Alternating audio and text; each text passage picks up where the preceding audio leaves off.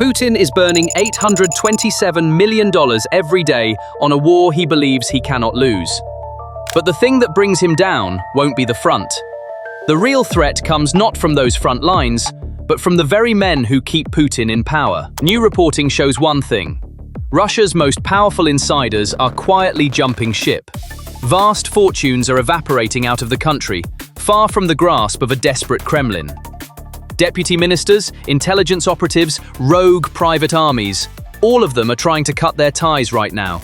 And the meaning of this is heavy. Since when the money that keeps a dictatorship standing dries up, the loyalty bought with that money dries up too. Putin's closest men are no longer trying to save him. They're busy saving themselves, and even preparing for a Russia without Putin. But first, a small request. Independent war and economics analysis like this has lately been suppressed by the algorithm, and the video isn't reaching many of the people who'd be interested. Subscribing, liking the video, and leaving even a single word in the comments directly helps us break through that suppression. It only takes a few seconds. Now let's get to the root of it. To understand this story, you first have to understand how the Putin regime actually works. And that mechanism is far more naked than most people assume. The elite around Putin pledges its allegiance not out of love of country nor personal devotion. This is a mafia order. The leader hands out state contracts and in return collects loyalty. The insiders stay loyal as long as they stay rich. So the mortar of this pyramid isn't ideology, it's the flow of money. And that flow is now drying up. The reason is simple arithmetic. Think of that daily burn rate we mentioned at the start. Every 24 hours, an amount equal to a small country's annual budget evaporates. That money comes from somewhere: taxes, oil revenue, reserves. And less of it is left for the pool used to buy the elite's loyalty. As the money shrinks, Putin can't be as generous as before. And when the generosity ends, the only fuel for loyalty runs out too. This is the point where the elite splits in two. The one who still needs a contract from the state is still in chains. A man fed by a contract is the slave of the hand that can cut it. But the one who has already moved his money out of the country is now free. Putin had only one thing he could rely on to keep his regime standing. The loyal supporters he had kept close to him for years would continue to back him no matter what. But that changed dramatically. One of Russia's most senior officials defected from the country on April 22, 2026. But what truly shook the regime was that he was detected in Miami after a week-long escape, carrying the deepest secrets of the resources that keep the state alive, along with a multi-billion-dollar embezzlement. The defector was Denis Butsaev, Deputy Minister of Natural Resources and Ecology of the Russian Federation. This position held far more strategic importance than an ordinary ministry in Russia. Energy and natural resources. What does that mean? It means everything Putin built his regime upon, and this man was one of the very few who controlled those resources, who knew the most classified reserves, who knew the strategies, who knew how Putin's future regime could be dismantled. So where does a cash-starved state find that money? In the easiest place, from its own rich. And this is exactly where the regime bites its own tail. The numbers are striking. By independent legal reports, in 2025, Russian authorities multiplied the assets they seized compared with the year before. The total, by various measures, reached 3 to 4 trillion rubles, roughly $50 billion. In anti-corruption cases alone, the sum seized runs into the tens of billions of dollars. And its human meaning is clear. 1 in every 10 of Russia's billionaires has seen their assets seized or been forced into a distress sale. The most visible examples of these seizures aren't ordinary names either. With the state's nationalization of Moscow's Domodedovo airport and one of the country's largest gold mining companies, 3 prominent billionaires were wiped off Forbes' Russia list this year. So this isn't a small property dispute, it's an empire changing hands overnight. And this plunder isn't limited to the oligarchs. It reaches all the way down to ordinary companies. As corporate profits in Russia fell about 25% this year, the tax police, conversely, grew more aggressive. Tax-driven bankruptcies rose 3.5 times. Today, the tax authorities directly initiate nearly a quarter of all corporate bankruptcies in Russia. The institution meant to keep your business alive has become the one that sinks it. The state is trying to survive by eating the very economy that feeds it. And this is the classic trap of killing the goose that lays the golden eggs. The route of this historic escape was not chosen randomly. Minsk, the capital of Belarus, was selected as the starting point. On the map, Minsk represents a grey zone where Russian intelligence operates with relatively more flexibility and border crossings are less monitored. After this strategic transit point, the route continued through the Caucasus. The planned destination was Miami, where his family had already settled. The moment border crossings were completed, Butsaev's phones went to shut-down status. His digital footprint, along with access logs on state-owned servers, was wiped within seconds. One of the top technocrats the Kremlin once trusted appears to have surrendered himself willingly to the West's security apparatus. For a strategic deputy minister in active service to evade the state's massive counterintelligence networks and openly seek refuge in the US is an unprecedented vulnerability. When the fear of seizure meets a shrinking economy, the result was a silent but vast escape. By Bloomberg's mid-July report, corroborated across many outlets, Russia's richest, including names close to Putin, moved billions of dollars abroad over the past year. And that flow has accelerated further in recent months. Where the money goes is clear: the Gulf states, especially the United Arab Emirates, also Cyprus, Turkey, Saudi Arabia, even projects in Africa. Wealth is no longer in rubles or in a Russian bank. It's shifting into cryptocurrency, gold, foreign real estate, and private investment funds. The Rotenberg brothers, who did judo with him in their youth and made billions on state contracts throughout his dictatorship, have, by successive reports, stopped paying their workers' wages. Tens of thousands of employees can't collect what they're owed, even those working in military production. In a system where even a military contractor goes unpaid, it's clear no one else will be paid. And those brothers, sensing things are about to go wrong, appear to have left the country with the bulk of their wealth. Denis Butsaev's flight from the Belarusian steppes to Miami is no ordinary escape. It is one of the most devastating leaks from the crumbling Russian dam. Until now, oligarchs had fled with their capital and engineers with their expertise. But Butsaev, by abandoning the sinking ship, carried the regime's trillions of dollars worth of strategic secrets directly across the ocean. Because he personally held the key to the secret trade routes established to circumvent sanctions, Asian concessions, and dark fleet operations. In fact, this incident marks the peak of a much larger economic hemorrhage. Since the start of the invasion, nearly a quarter of the Russian billionaires on the Forbes list have fled the country at breakneck speed. Recall the panic-stricken exodus via private jets during the Prigozhin uprising. The illusion of a fortress economy has long since collapsed for the elite. With tens of thousands of millionaires smuggling billions of dollars out of the country, the domestic investment base that was supposed to finance the state's war economy has now permanently gone. But the real structural blow is taking place as minds flee. Driven by fear of mobilization, hundreds of thousands of top-tier software developers and systems engineers have packed their bags and crossed the border. This massive exodus of capital and talent is drying up the state's lifeblood, transforming the demographic crisis into a full-blown, deadly production catastrophe. But this catastrophic drainage of human and financial capital is only a symptom of a much deeper, irreversible paralysis spreading through the empire's nervous system. For 4 years, Putin sold this war to the Russian people in a single word: victory. But today, that illusion is being torn apart by the very man who knew the Kremlin's inner kitchen best: Putin's own Prime Minister. In his latest remarks, former Russian Prime Minister Mikhail Kasyanov delivered his diagnosis in a single sentence: Putin is facing big problems. He is facing big problems, and there is no hope that President Trump would help him. There is no hope that the economy will start growing, or at least will stay at this stage. And there is no hope that he can draw just more people to the battlefield. Kasyanov is no ordinary exile. Between 2000 and 2004, he pulled the Russian economy out of crisis and onto 7% growth. A legendary technocrat who knew Putin from the other end of the working table. And the diagnosis he now shouts to the world from the Kremlin's terrorist list is no ordinary passing political crisis. It is an irreversible organ failure that has begun in the nervous system of an empire. And this is no vague hunch. It rests on 3 windows of hope that keep Putin standing. According to Kasyanov, all 3 will close at once by year's end.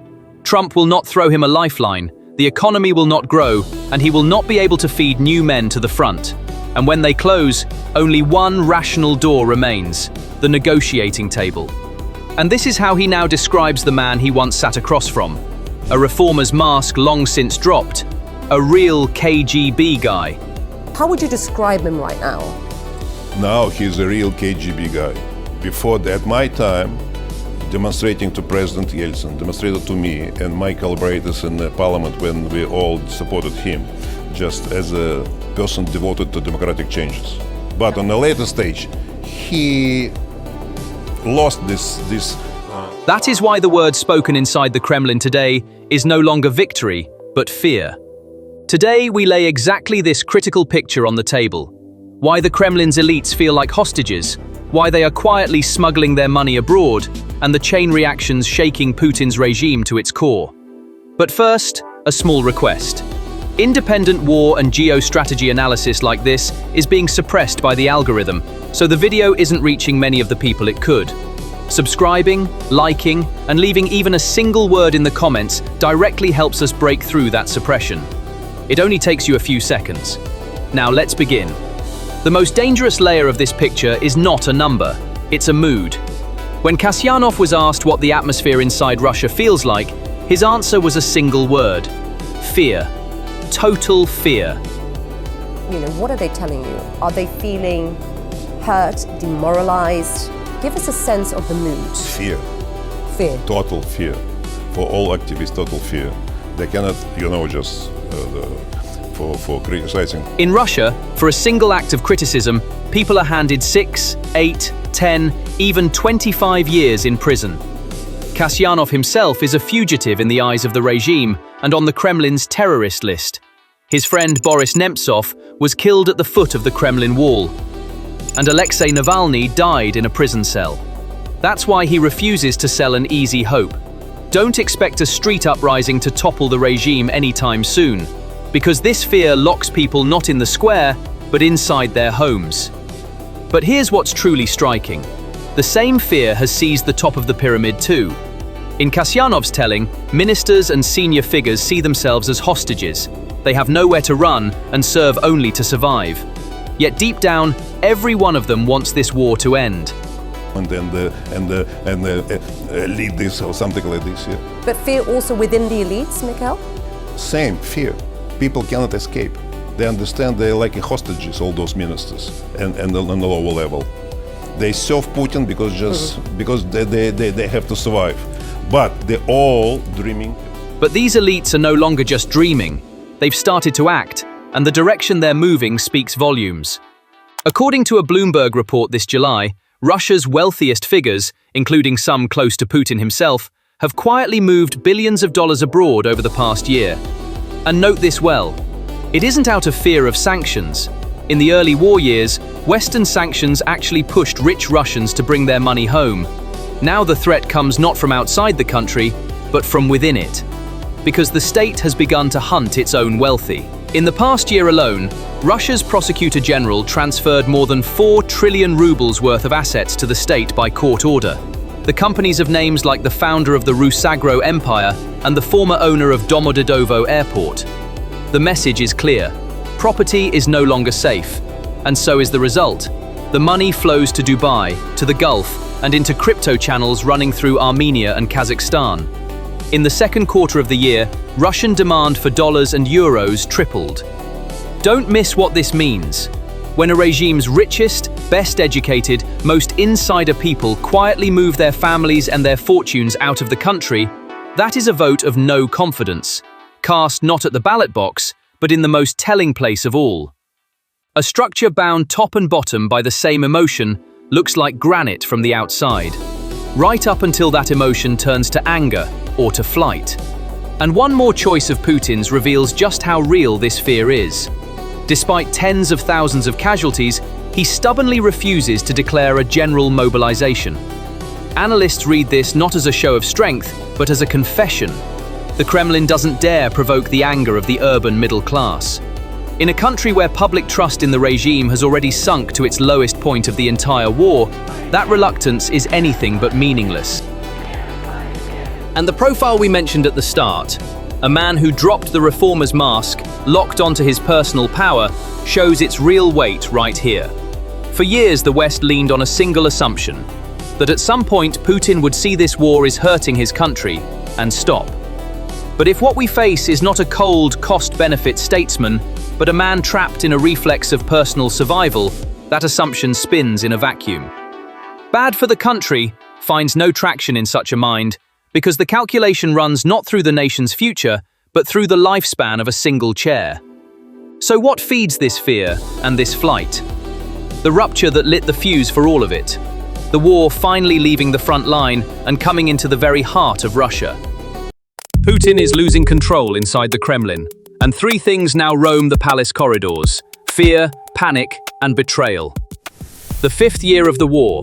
The expected victory never came. The initiative is changing hands. Ukraine's deep strikes are pounding refineries, fuel depots, logistics lines, and the war has, for the first time, spilled onto Russia's own soil. And in the background, a far quieter alarm is ringing. The country's rainy day coffers are emptying. And it's under this pressure that the palace is cracking. Leaked correspondence, accusations of a traitor in the inner circle, quiet escape plans, two camps at each other's throats, all at once, on the same stage.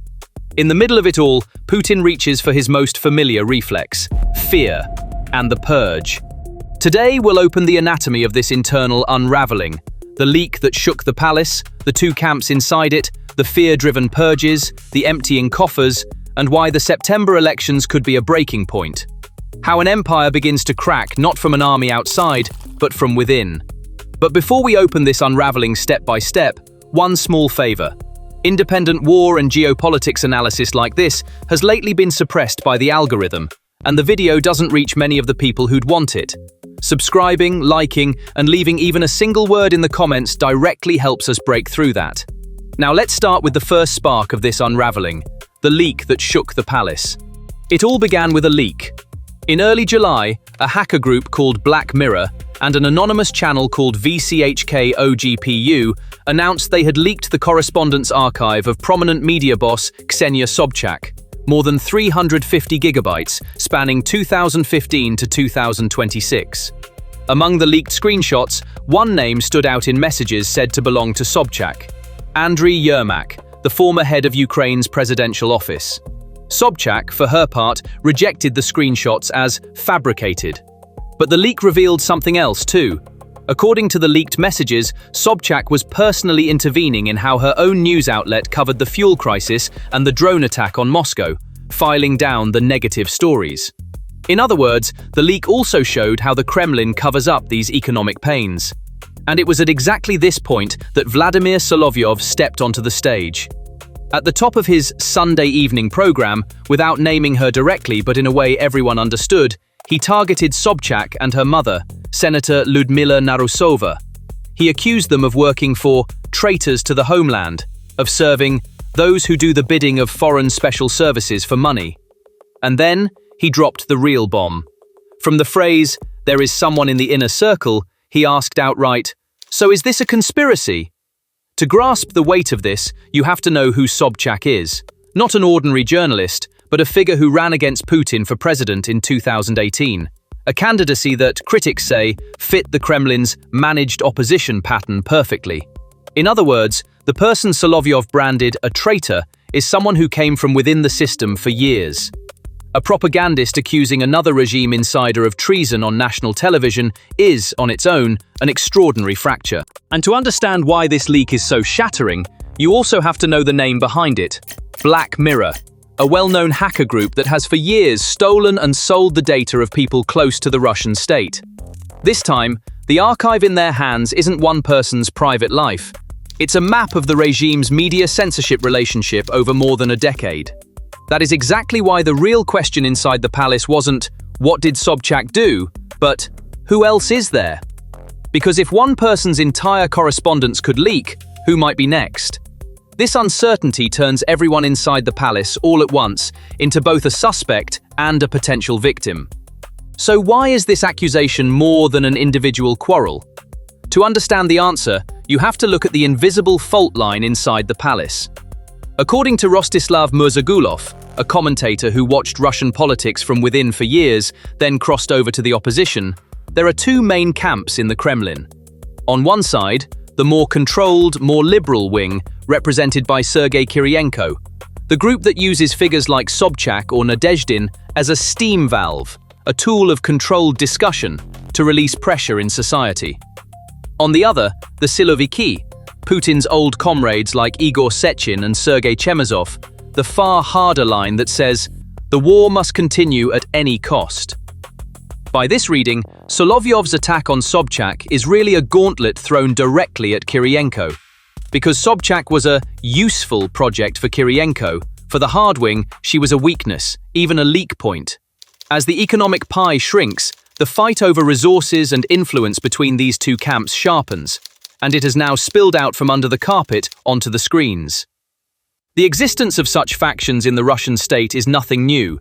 What's new is the visibility of the fight. If a reckoning once conducted behind closed doors with polite smiles has now turned into traitor accusations on a screen watched by millions, that is a sign the balance has been seriously disrupted. So what are these two camps actually fighting over? On the surface, ideology. But the real issue is far more concrete. Who will run the war? And who will survive in the post-Putin order? For the hard wing, the war's continuation is a question of survival. Because if the war ends, the extraordinary powers in their hands lose their meaning. For the controlled wing, a measured softening is the way both to relieve the economy and to secure their own position. That is why every leak, every election, becomes a test of strength for both sides. And in those same days, a concrete step was taken that seemed to confirm this tension. The moment fear turned into the purge. On July 10th, Russia's Justice Ministry designated anti-war politician Boris Nadezhdin a foreign agent. The ministry accused him of spreading the materials of other foreign agents and spreading false information about the electoral system. The consequence was heavy.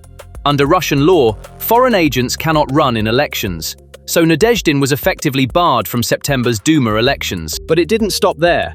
A few days later, he was detained, charged with displaying an extremist symbol over a post linking to Navalny's foundation, and banned from leaving the country. Nadezhdin says the authorities are deliberately trying to sabotage his effort to run. And Nadezhdin was not alone. In those same days, the foreign agent stamp was slapped on a campaign office linked to him and on several journalists too. This law, in use for more than a decade, has now become a weapon that, with its spy connotation, isolates the targeted person in the public eye and cuts their income and room to maneuver. So the issue isn't a single politician, it's a mechanism that systematically muffles every opposition voice before the elections. Because a frightened regime tries to extinguish even the smallest spark of opposition. And silencing an anti-war figure before an election is a reflection not of strength, but of exactly this panic. A quick break, liking, a one-word comment and subscribing directly help this video reach far more people. Because now we move to a far more personal face of this panic, how merit collapsed inside the palace. While the elites devour one another, a far more striking scene played out in another corner of the palace. And this scene shows yet another face of fear, the paranoia of loyalty. It's reported that Putin gave his relative Anna Tsivileva a rank equivalent to Major General, State Councillor Second Class. Yet Tsivileva's only military-related background is that she worked as a hospital psychiatrist until the full-scale invasion, then became a businesswoman. Among career officers, this appointment was met with scorn, because that rank is normally reached through a career spanning up to 30 years. You have to see why this matters. A leader gripped by fear trusts fewer and fewer people, and he begins to tie his trust only to blood, to kinship, to personal loyalty. Handing the rank a frontline officer reaches after 30 years of sweat to a relative with no connection to the war, with a stroke of a pen, is exactly the mark of this insecurity. And it builds up a silent anger inside the army, because in a system where loyalty replaces merit, It isn't the most capable who rise, but those who are closest.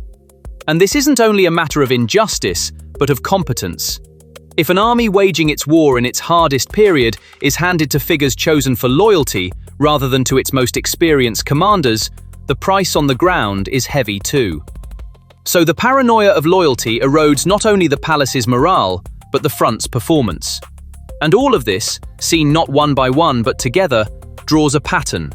Panic, purge, nepotism. Different pages of the same story. And the timing of all this internal tension is no coincidence, because a test looms on the horizon. Elections. On September 18th to 20th, 2026, Russia goes to single-day regional and Duma elections.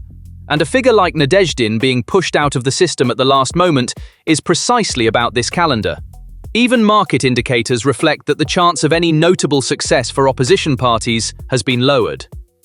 According to Murzagulov, signs of a decline in Putin's approval ratings are appearing not only in independent research, but even in some pro-government sources.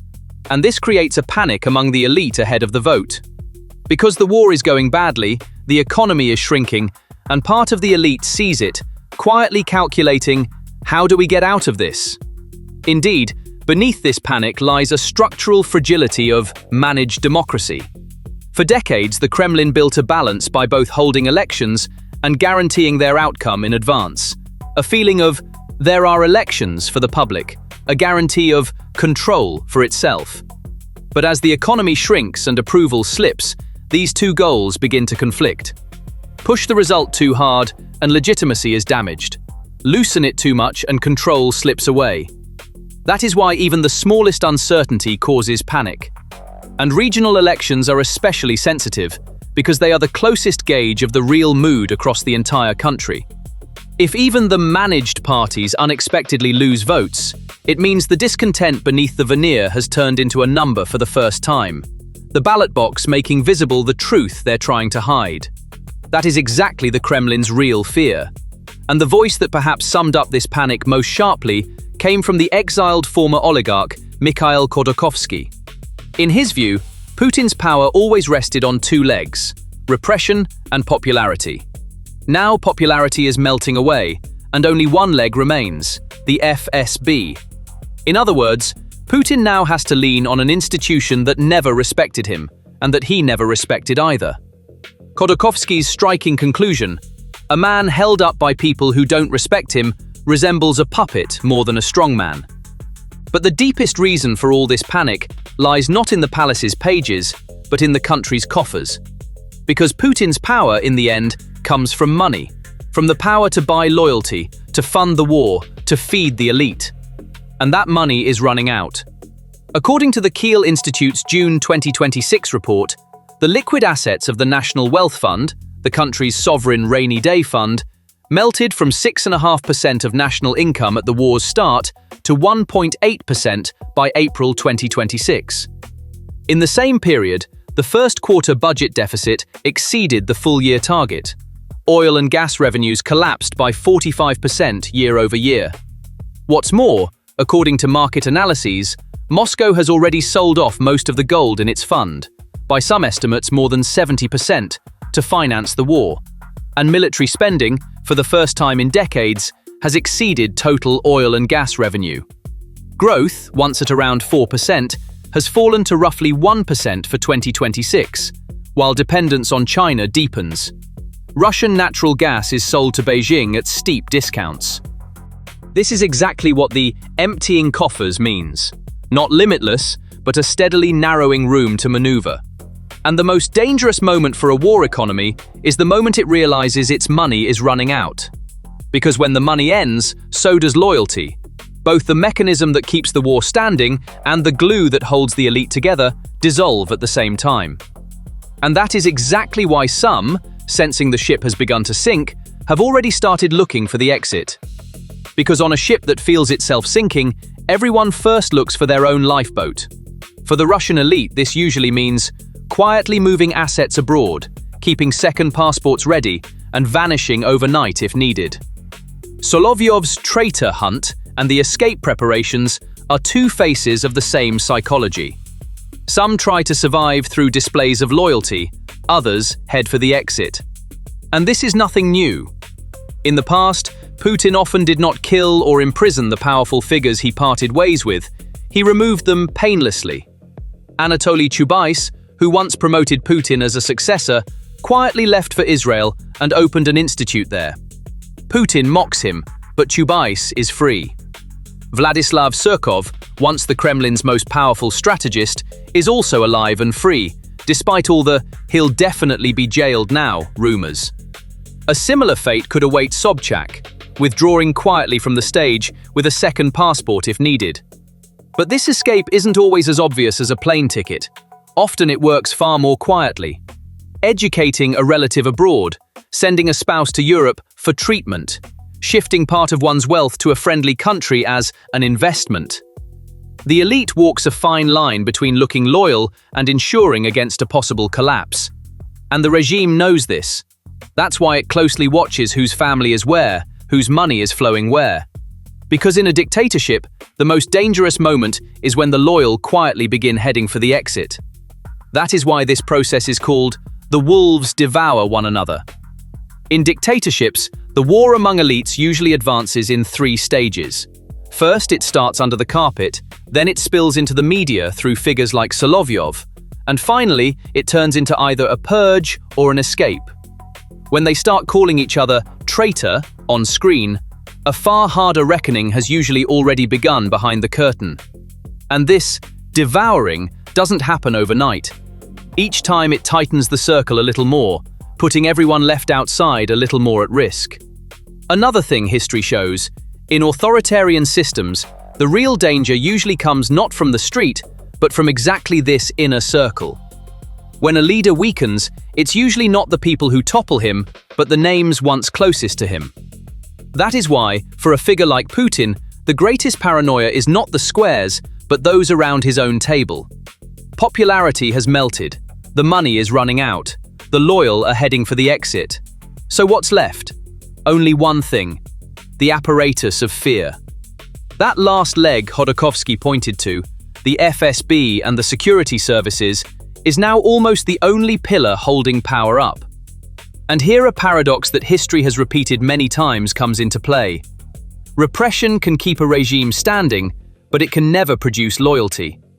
A leader ruled by fear is forced to rule through fear, and a power built on fear is at its most fragile precisely when it looks strongest. Because when a strong man leans all his weight on the security services, those services stop being merely his shield. They become the only real center of power in the country. And throughout history, when a ruler becomes wholly dependent on his guards, those guards often begin to decide the master's fate. In most empires after Rome, the elite guard units that protected the emperor became, in time, the force that overthrew him. This is exactly Putin's real dilemma. The more he needs the institution holding him up, the more he is at that institution's mercy.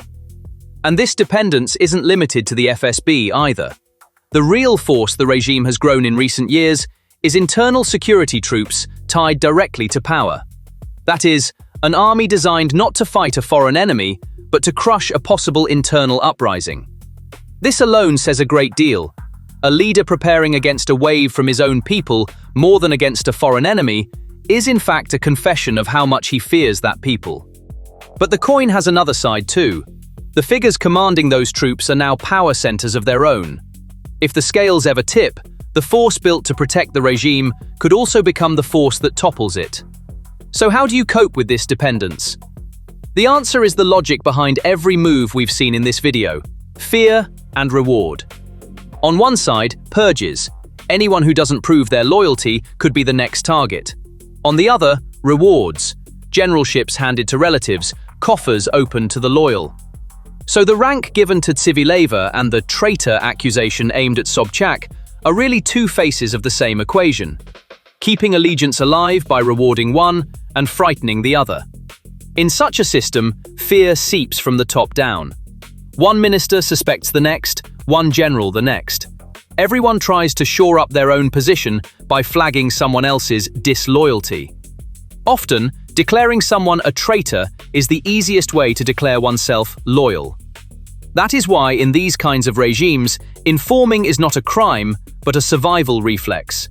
And the real thing gnawing at the palace from within is this atmosphere of mutual suspicion. But this equation has a price. The more fear grows, the more the circle of trust narrows. As the circle narrows, every name left outside turns into a potential threat, and the leader begins to trust fewer and fewer people, and his own shadow more and more. A power once ruled by the support of millions ends up cornered in a fortress dependent on the loyalty of a handful of armed men. That is exactly what the Empire of Fear is. A structure that looks like an unbreachable wall from the outside, but grows a little lonelier inside every day. And this loneliness isn't only the palace's internal affair, it directly affects the war too. Because a center spending all its energy managing the internal front, loyalty, purges, escapes, can focus less on the actual war. And paradoxically, as internal pressure rises, the regime's chance of ending the war falls. Because for Putin, losing the war means not just losing territory, but collapsing the entire strongman narrative that holds him up. So, fear feeds both the purge at home and the war's continuation abroad. In the end, this story tells far more than a single scandal. Because empires most often crack not from an army coming from outside, but from within.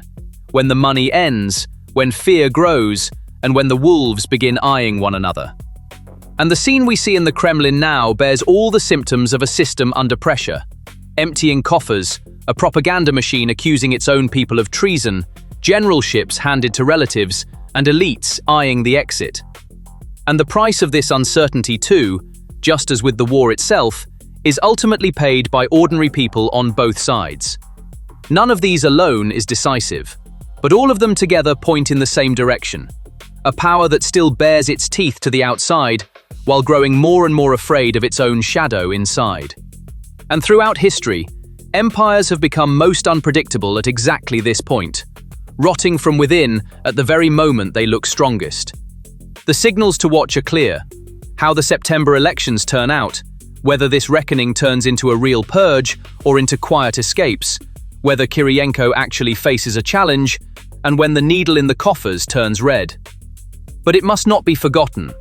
A regime that is cornered but still powerful may choose, instead of unraveling, to close ranks ruthlessly. That is why the real question is not, when will Putin fall? We will see together whether this internal pressure turns into a real rupture, or whether the Kremlin rides out this crisis too, as always, by culling a few wolves. Putin's empire of fear is no longer what it used to be. From Moscow to nearly every Russian city, anti-regime voices are turning from whispers into fierce criticism. Moreover, these criticisms are not coming from outside, but from within Putin's own system.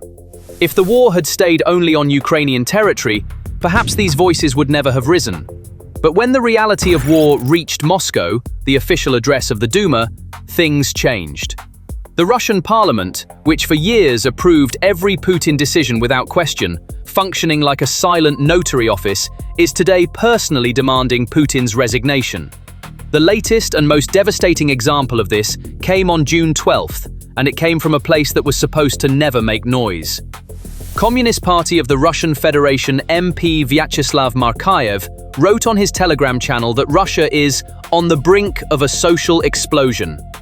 The CPRF may look like opposition in Russia, but in reality, it's a system party that operates within the framework the Kremlin allows, approving every decision. Markayev's statement was breaking this tradition of silent consent. First, he confessed that the war's official justification had collapsed, that the goal of denazifying Ukraine was now squeezed into only specific regions, and that the most active population was melting away at the front. Immediately after, he struck at the regime's 25-year economic legacy. Bills that increased 366% in a quarter century, retirees whose income is eroding, and crumbling infrastructure. Markayev demanded an exit plan for the war from a leadership he described as a team disconnected from the people's needs, and finished his words with this lethal sentence: "The era of illusions has ended. The country is on the brink of a social explosion, and all responsibility will belong to the unchanging power." In a country governed by the same person for 25 years, a Duma member using the phrase unchanging power was the clearest invoice ever cut directly to Putin. And these criticisms were not an isolated example. The fuse of these mutinies on the sinking ship had been lit months earlier. Let's go to April. Russian communist leader Gennady Zyuganov made a major outburst by addressing the Kremlin directly. We've told you 10 times, the economy is bound to collapse. The first quarter was a complete disaster. If you don't take immediate action, financial, economic, and otherwise, then in the fall, we'll face what happened in 1917. This needs to be read correctly. This is not ordinary opposition rhetoric. Zyuganov is the leader of the party that made the 1917 revolution. And this man is openly saying that the greatest uprising in his own party's history could be repeated. A communist party leader warning the state against a new communist revolution. This paradox alone proves how serious the panic within the system has become. Even earlier, the grassroots had already begun to boil. 69-year-old MP Grigory Yeremayev from the Samara Duma took the parliamentary podium with rare courage and said, "Deputies must share responsibility with President Putin for the failure of the SMO." Yeremayev's microphone was cut within seconds. But those sentences had already been recorded, shattering the fear-filled silence in the chamber to pieces. Those political cracks in the Duma were actually just the surface reflection of a much deeper tremor. Because the real, great, and unstoppable danger for Putin was not coming from opposition members wanting peace, but from his most loyal allies who wanted the war most. One of Putin's most radical ideologues stepped in front of cameras and compressed the Kremlin's greatest nightmare into a single sentence. "We cannot win with the system we built." To know Zakhar Prilepin, you only need to look at a single detail. In 2023, he became the target of a severe assassination attempt directed at his vehicle. And the first thing he said when he opened his eyes was that he would recover and return to the Russian army. He is not an ordinary soldier. He's one of the chief architects of the Russian world doctrine. This very man appeared on the Vashi Novosti program on June 6, 2026, and shattered the myth of invincibility from the inside. This is precisely where the real paradox that leaves Putin completely helpless lies. Silencing ordinary citizens who want peace by declaring them traitors is easy. But what do you do when someone who dedicated their entire life to your policies says, "We cannot win with this system"? If the defender finds the system inadequate, the defense has collapsed. It's not just Prilepin saying the defense has collapsed. MPs returning from the front paint the same picture. A Russian MP described the transformation on the battlefield from his own experience, and what he said confirmed Markayev's warning that attacks are expanding. Russian units used to be able to drive to the front line by vehicle. In some sectors, communication could even be established with Ukrainian positions across the line. That era is over. The MP described the situation as a bit unpleasant, but what he described was far beyond unpleasant. Now the sky is full of unmanned aerial vehicles, and in many areas it's impossible to approach the front from even dozens of kilometers away. Even more striking was his prediction for the future. Today there are hundreds, tomorrow there will be thousands, the day after that, hundreds of thousands. Using artificial intelligence, they'll be able to fly autonomously everywhere. The MP acknowledged that Russian advances had slowed. In his own words, negative growth. In other words, not advance, but retreat. This reality is now visible on Russia's own screens too. Military expert Igor Korochenko openly said on state television that Ukraine controls the front and warned that within a few months, the situation will get much worse. Not just on the front line, but also in rear areas where long-range drone attacks are becoming increasingly frequent. Kremlin-aligned experts like Korochenko speaking this pessimistically is a new development, and it shows that the regime's propaganda can no longer hide the truth. The first reason these voices are rising now is the war itself. June 10, 2026, became the official date when Russia's invasion of Ukraine lasted longer than World War I. According to Ukrainian General Staff data, Russian casualties, including dead and wounded, exceed 1.4 million. The second reason is the economy. The war economy fed the defense industry in the short term, but deepened structural problems. Inflation is rising, interest rates are at record levels, and the labor crisis is deepening. Hundreds of thousands of young men sent to the front were pulled from factories and the service sector. The 366% tariff increase Markayev pointed to is not an abstract number. It means concrete impoverishment in the daily lives of retirees and low-income families. And right in the middle of this economic pressure, the number of Russian billionaires continues to grow. While the public grows poorer, oligarchs grow richer. The third reason is the war reaching Russia's heart. On June 18th, Ukraine launched the largest drone attack on Moscow since the start of the war.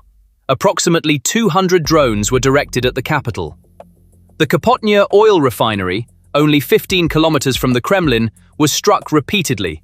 Airports were closed, and black smoke covered the capital. Moscow residents' reactions showed what the Kremlin feared. "I'm getting the hell out of here." Putin was sitting at a summit in Kazan during this attack, as if nothing had happened. When the myth of unreachable Moscow collapsed, Putin's security in exchange for freedom contract also collapsed. If Moscow isn't safe, nowhere is safe, and even propaganda can no longer hide this reality. What happens when propaganda can no longer hide the truth? Russia's own history provides the answer, and the answer is the kind the Kremlin doesn't want to hear. In 1905, Russia suffered a humiliating defeat against Japan, a vast empire beaten by a small Asian country. The shock of defeat triggered internal rebellion, and the Tsar was forced into partial reforms. In 1917, the same empire had been bleeding in World War I for 3 years. Casualties at the front exceeded hundreds of thousands, the economy had collapsed, and bread lines in the capital Petrograd spilled into the streets. Duma Speaker Mikhail Rodyanko warned the Tsar by telegram. Postponing the situation further is impossible. State authority has been completely paralyzed. The Tsar put the telegram aside and said, "He's bothering me with nonsense again." A few weeks later, not even months, weeks, the February Revolution erupted. The Russian Empire collapsed within days, and the Tsar lost his throne. Now recall Markayev's words.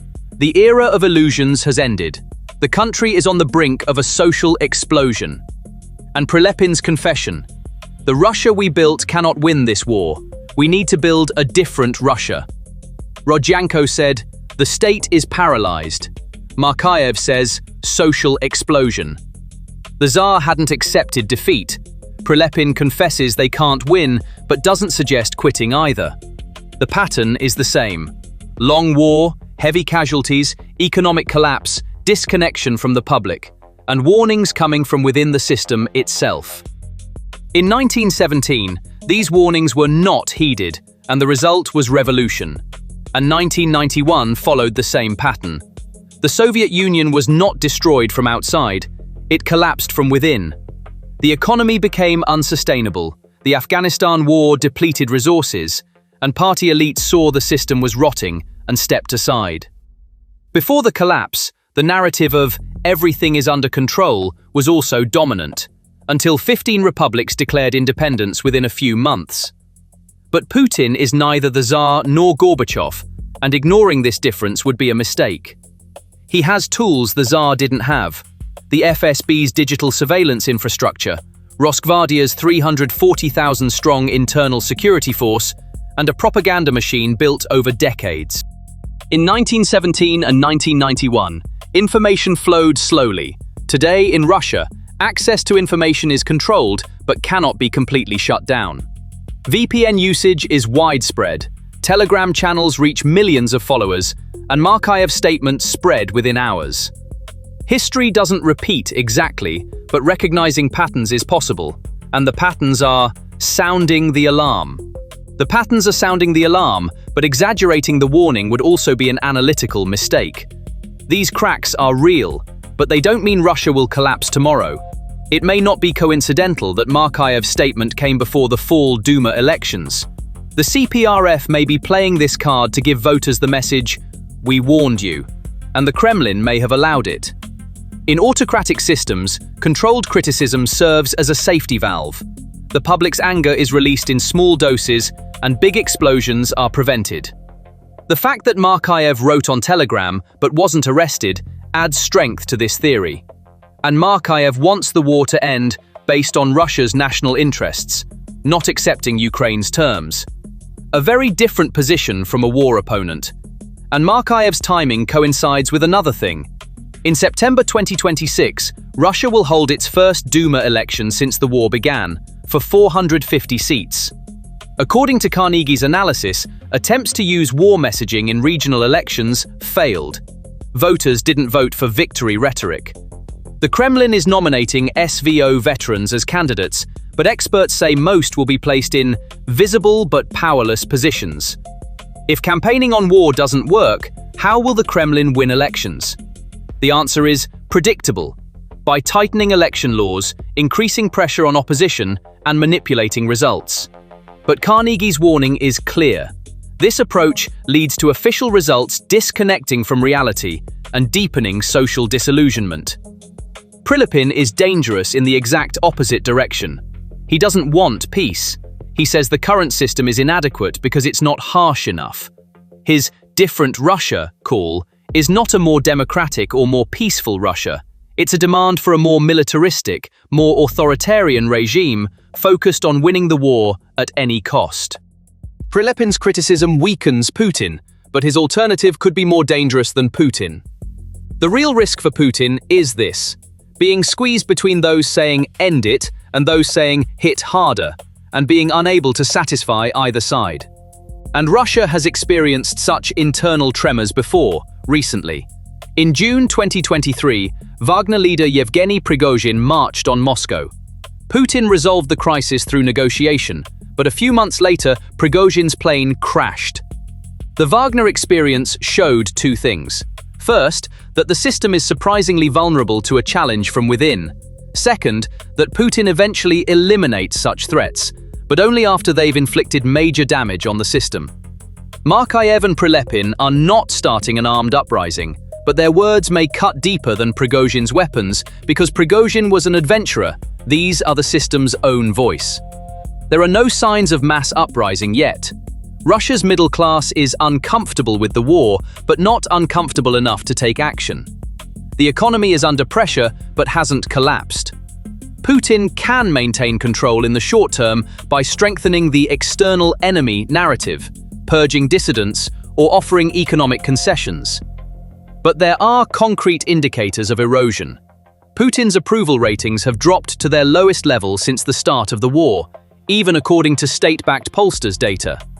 Discontent among elites is growing.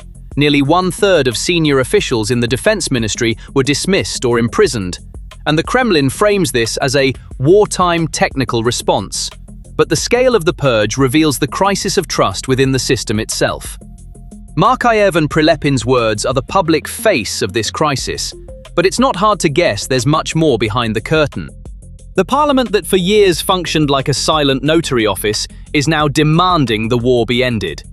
Putin's most loyal ideologue is confessing this Russia cannot win. His own experts are painting doomsday scenarios, and Moscow's sky is filling with drones.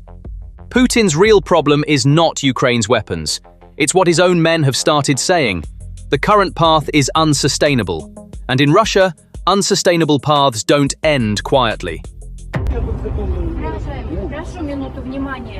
No deposit withdrawals right now. Cash hasn't been delivered today. Wait, we can't withdraw anything at all? Until the cash delivery arrives, yes. Vladimir Putin took a risky gamble to pay the price of this out-of-control, multi-billion-dollar war.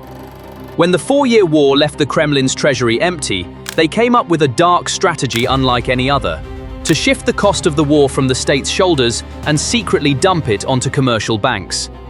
Through ruthlessly increased taxes, silent restrictions on bank deposits, and policies that hit citizens' wallets hard, they took the deposits the people had scraped together from their meager savings.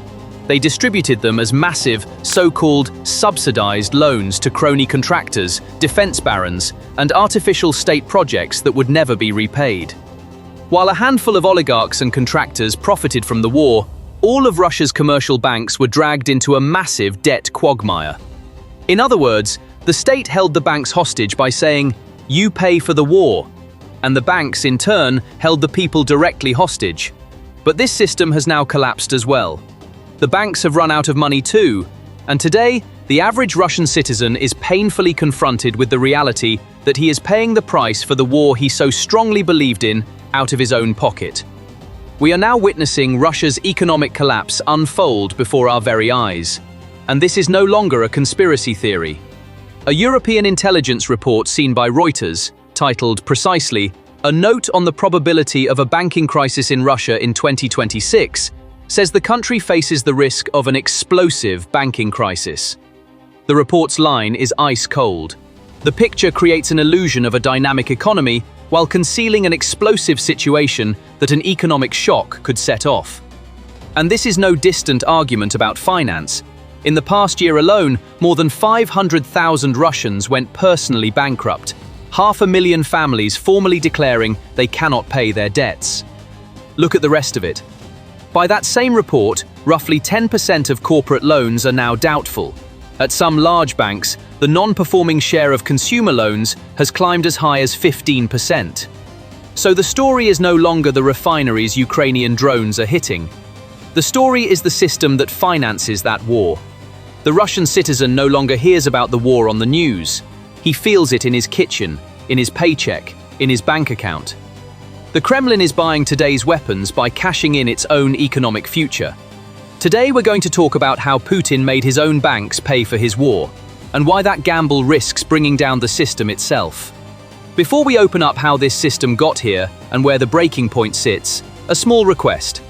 Independent war and economy analysis like this has lately been suppressed by the algorithm, and the video doesn't reach many of the people who'd be interested. Subscribing, liking the video, and leaving even a single word in the comments directly helps us break through that suppression. Now let's start with the mechanism, since the trick is hidden right there. When 4 years of war drain the treasury, a government has a few options: raise taxes, borrow, or print money. The Kremlin did all three to some degree. The move was something else. It transferred the load onto the banking system. By the European intelligence report, banks were pushed into issuing subsidized credit to defense firms, regional state projects, and home buyers. Rather than paying out of its own budget, the state told its banks to pay. Why the banks? A bank's money is not technically the state's money. It is the deposits of savers, of ordinary Russians.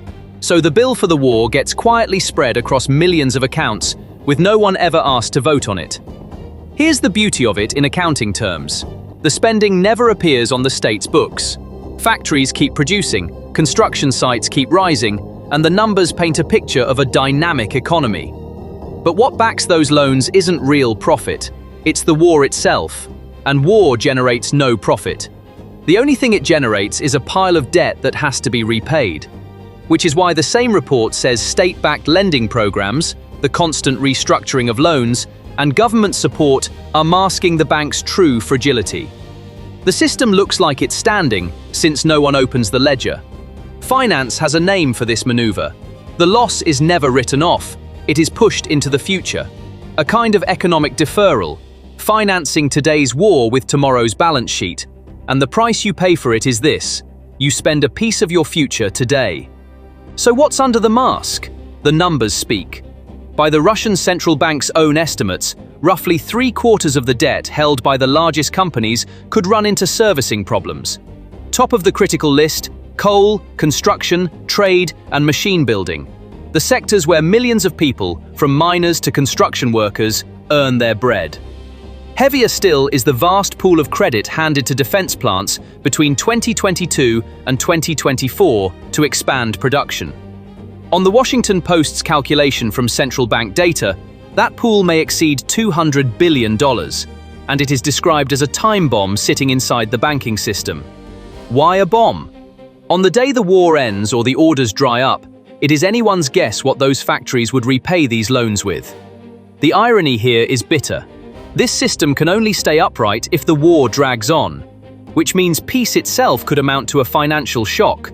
The repayment capacity of factories propped up by war orders evaporates along with those orders. The banks, for their part, are choosing to look away. They carry bankrupt companies on the books as if alive, restructuring debts and stretching maturities. The loss isn't erased, it's postponed. Banking has a name for this too: evergreening, feeding a dead loan with fresh credit. Debt is piled onto debt so the company doesn't fail, the table looks clean, the auditor relaxes. Every deferral, though, enlarges the eventual blast. And playing that game has a cost. The bank cannot put that money into a real investment, a real business. Capital that should go to the country's future is burned, keeping a corpse upright. The same logic runs through the housing market. State-backed cheap mortgages inflated demand artificially. Prices rose, and people took on debts they cannot carry. On a bank's books, that means a pile of assets that look safe with nothing underneath them. And the makeup is no longer holding.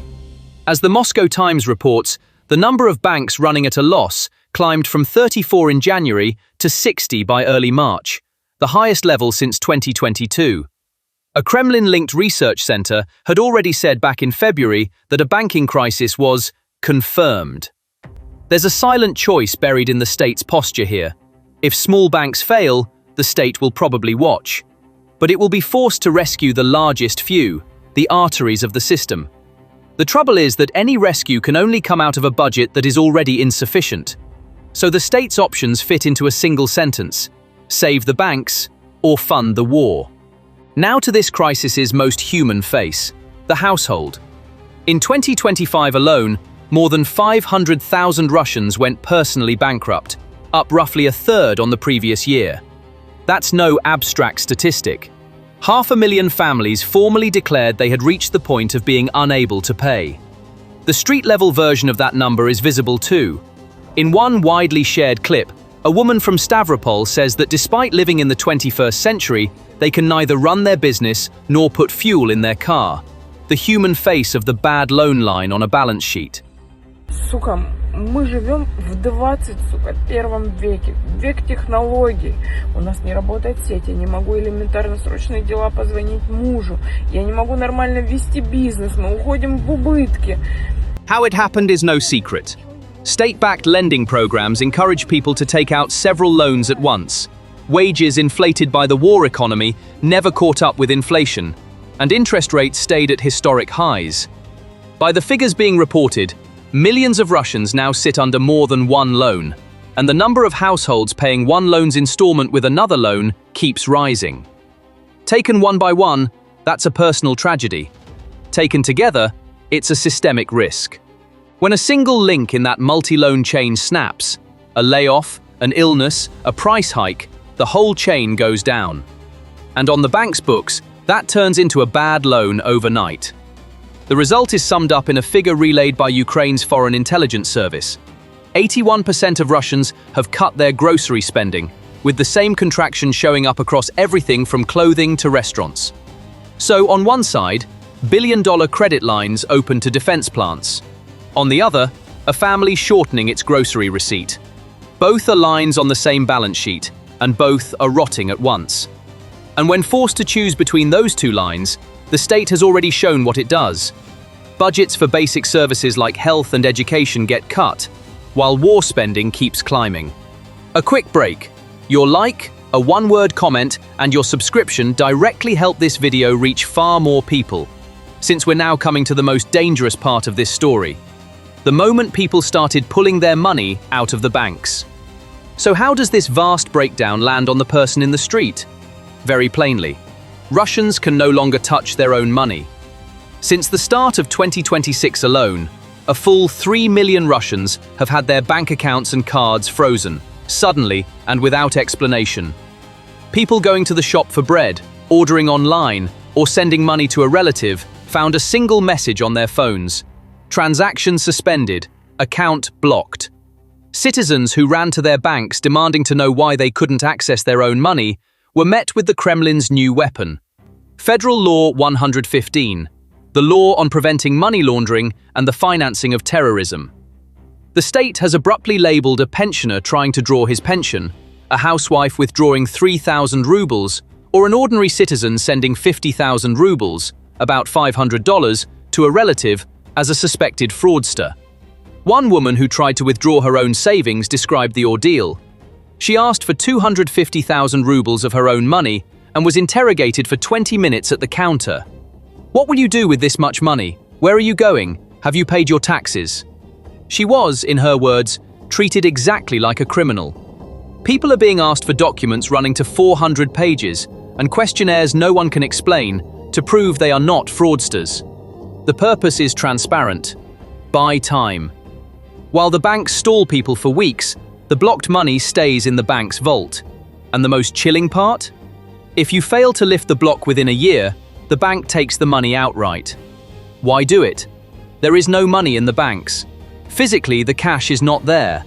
Central Bank Governor Elvira Nabiullina has tried to soften it, saying they may have gone a little too far in fighting fraud. The truth runs elsewhere. The deposits the public scraped together and placed in those banks were long ago handed to the defense industry, to the weapons plants, under the label of subsidized credit. And as those weapons burned to ash at the front, the public's money burned with them. The military factories are running at a loss, and they will never repay those loans. The ones who worked this out first, the wealthy with inside information and the bank executives themselves, were the first to pull their money out in a panic. In the first month of the year alone, 1.6 trillion rubles were withdrawn from the banks. The run had begun. To stop the panic, the Kremlin took an even more dangerous road, cutting mobile internet across the country. Terminals don't work in the cities, ATMs won't dispense cash. People need a VPN just to open their banking app to buy their grandmother a flower. Russia's banking system has, at this point, turned into an enormous pyramid, a Ponzi scheme. And that chain melts a little more with every second the war burns. When Finance Minister Siloviki says the public savings could be used for economic development, it is the clearest possible warning of the storm coming, the outright seizure of toilets. So what could ignite this explosive situation? The report's answer is clear: a shock from outside. And that shock is being prepared right now. The European Union hopes to finalize its 21st sanctions package in July, targeting banks and crypto networks. By the draft being reported, another 90 banks could be added to the list, which would take the number of blacklisted Russian banks to 100, meaning more than half of Russia's internationally connected banks would be hit. Here's the subtle point. Russian banks have managed to absorb most of the sanctions since 2022. The system has grown used to that pressure. Yet, the intelligence report's warning is exactly this. The problem isn't the daily pressure. The problem is that the system's capacity to absorb a shock is spent. One observation in the report is striking. By 2026, everyone has grown so accustomed to this state of affairs that many customers of sanctioned banks aren't even aware the sanctions exist. Familiarity makes fragility invisible, until the day it doesn't. A weakened balance sheet can be toppled by a blow it would have carried easily in normal times. And the Kremlin no longer has abundant reserves, cheap credit, or unlimited time. That the new package also targets crypto networks is no accident. To get around the sanctions wall, Russia has leaned ever harder on grey payment channels, intermediary countries, and digital assets. If those channels narrow, bringing export revenue home and paying for imports both get more expensive, and that hits the bank's foreign currency liquidity directly. The mechanism works like this. Once a bank is blacklisted, it can no longer work with the West, or with banks in third countries that do business with the West. No Chinese or Turkish bank will risk being cut out of the dollar system for the sake of one Russian bank. The result? Payment chains break, export money arrives late, imports get pricier. And the bill for those delays ends up written once again into the bank's liquidity. These balance sheets don't hang in a vacuum. The real economy beneath them is caving in as well. Ukraine's refinery campaign is the hardest blow in this picture. By Reuters, the Moscow refinery is unlikely to resume production before 2027, after the drone strikes. There is footage of that blow too.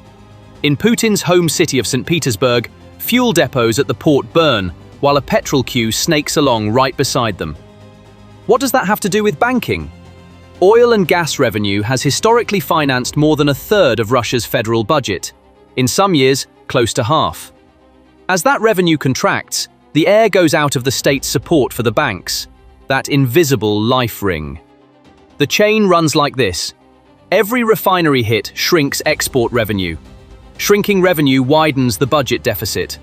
A widening deficit constrains the support the state can hand its banks, and banks left without that support are alone with loans that were already doubtful.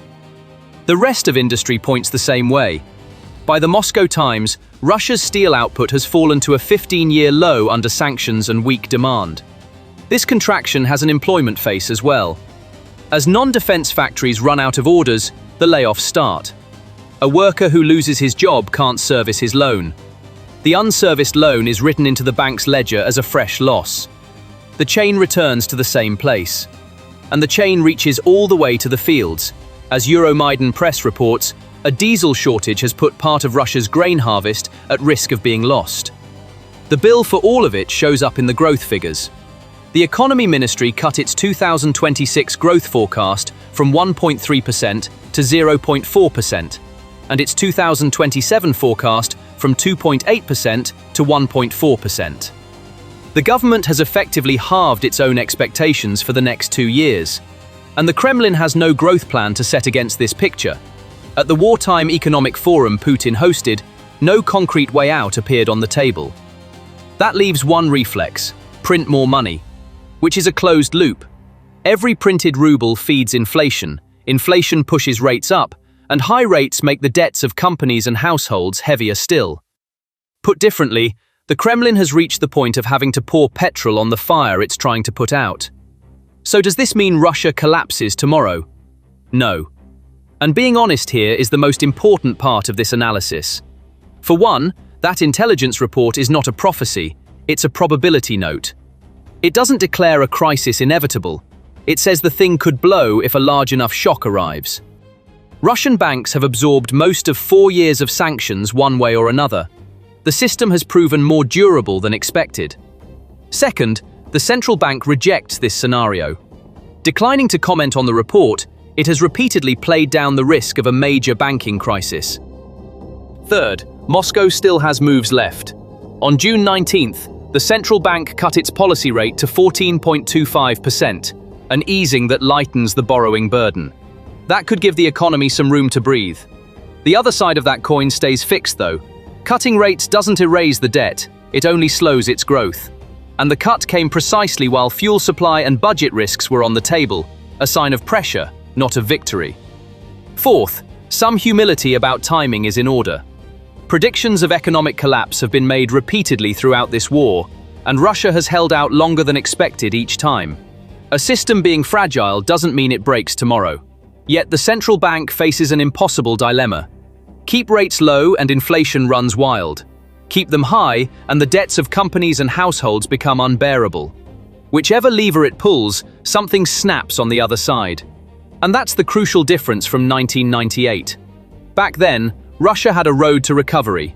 Rising oil prices, open markets, incoming foreign capital. Today, the oil revenue is being cut by drones, the markets are closed, and capital is fleeing. The core of it is this: Russia's banking system has become an apparatus for financing a war. Swollen with loans that generate no profit, alive only by deferring its losses, stripped of trust, and defenseless against a shock from outside. So what would the break look like? Probably not one dramatic collapse. First, small banks get quietly merged or shut. Then access to deposits is restricted temporarily. Then the state spends what remains of its reserves rescuing the largest banks, which means the first thing the public sees won't be a headline. It will be an ATM that doesn't work. And in this picture, the heaviest price is paid by those who made none of the decisions. The pensioner whose savings evaporate, the shopkeeper who goes bankrupt, the family cutting its grocery list. Just as, on the other end of this war, the price is paid by ordinary Ukrainians in bombed cities. The signal to watch isn't a bank failing. It's whether people keep pulling their money out. A banking crisis doesn't begin on the day it is officially declared. It begins on the day people stop believing in the system. Cash payments aren't working. Look at Sberbank. I went into a store and couldn't pay with a card. I thought, okay, I'll go and probably withdraw some cash. I can't either. Not a single ATM is working. Putin has been living with one fear since the beginning of 2026. Internal uprising, assassination attempts, and losing control. This fear pushed him into a massive move, a digital blackout across Russia. The aim was to shut the people's eyes and ears, but Putin's fear reflex triggered something far more dangerous. The country's entire banking system collapsed in an instant. Millions of people lost access to their accounts. That's it, guys. Now the devices don't work anywhere anymore, but you were returned to the USSR without the internet. Wishes come true. Digital cards turned into useless pieces of plastic. Long queues formed in front of ATMs. Cash withdrawals were so rapid and sudden that Russian banks began sounding red alerts. We had to drive round 3 Sberbanks. We didn't manage to withdraw the money in one day after all. And the CEO of Russia's largest bank publicly begged the Kremlin to stop the public from emptying their accounts. This collapse didn't come from outside. It was not a cyber attack. It wasn't even Ukraine's doing. Putin struck his own financial infrastructure with the weapon of his own fear and left millions of people stranded on the streets. What happened is actually very simple, and that's precisely what makes it so heavy. At the center of the process was the state censorship agency Roskomnadzor, tasked with monitoring the country's internet traffic.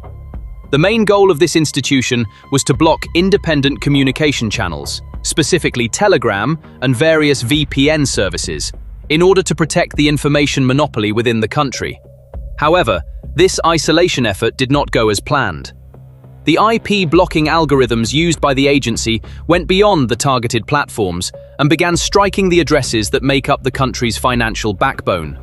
Within seconds, the servers of massive institutions like Sberbank, VTB, T-Bank, Alpha Bank, and Gazprom Bank lost communication with the outside world.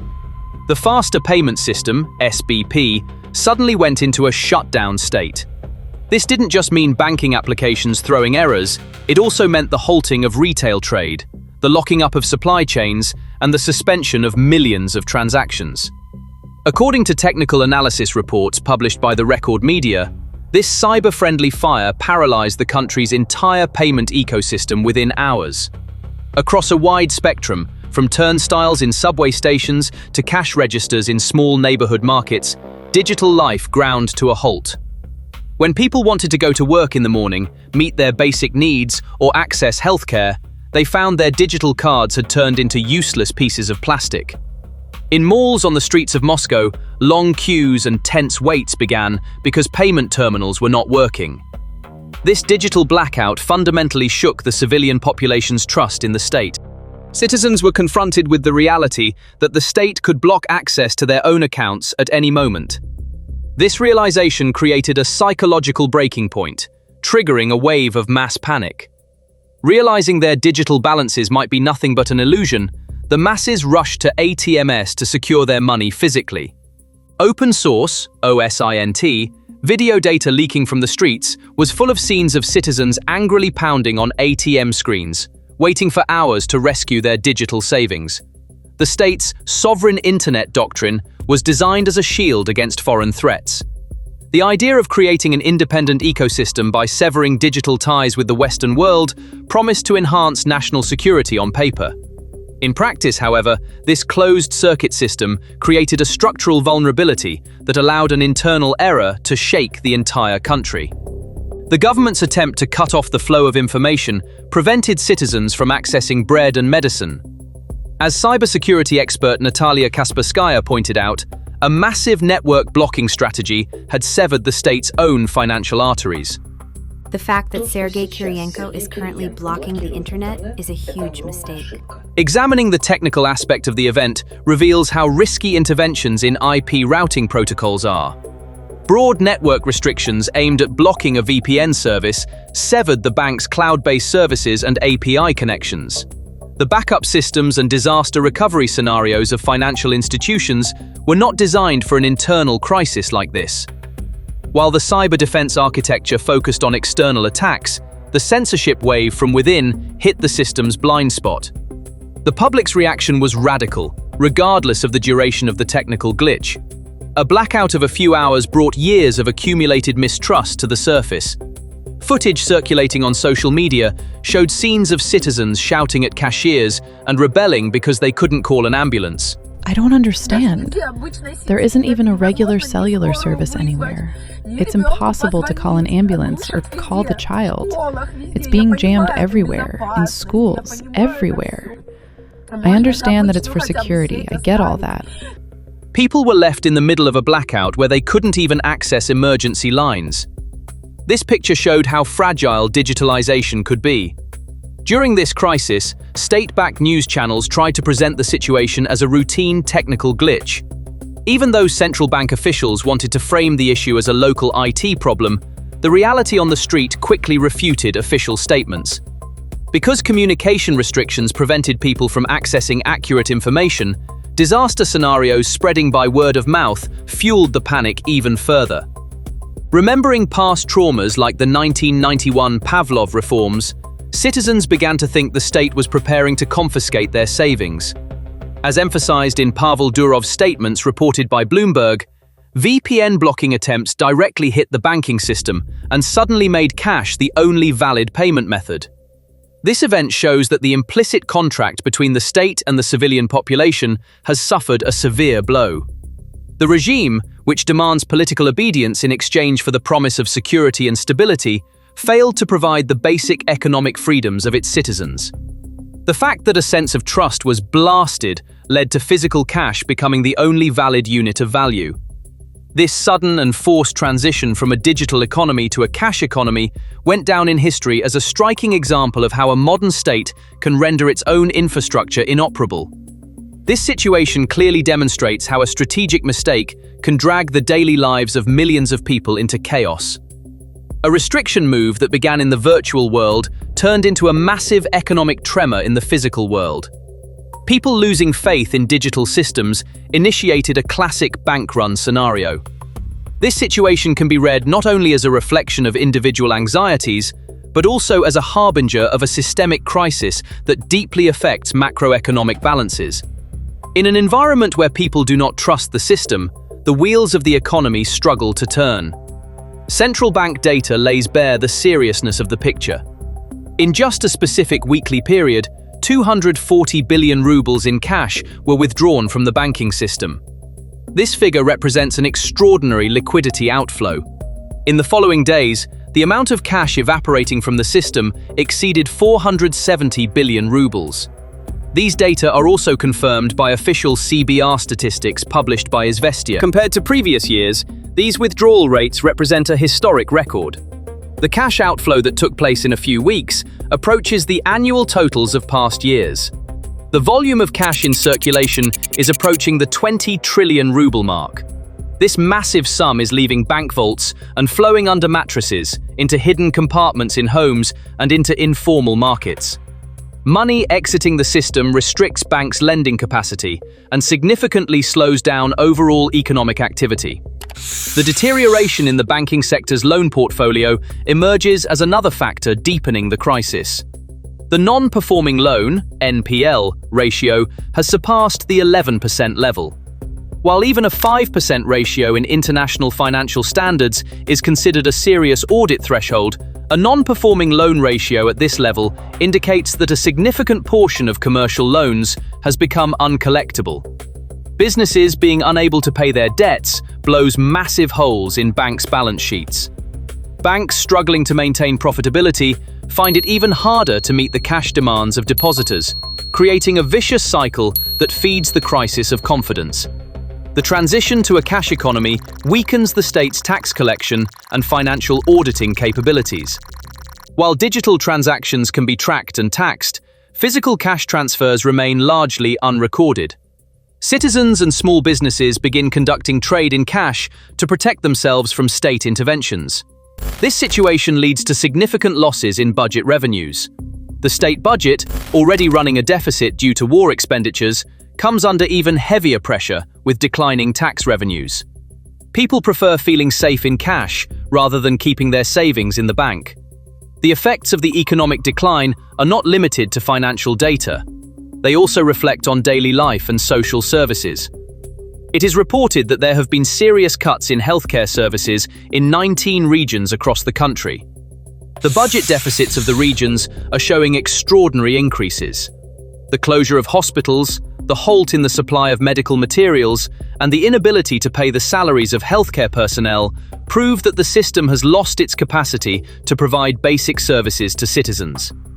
These local budget crises show that the problem has overflowed the borders of the capital Moscow and spread to the provinces, right into the kitchens of the local people.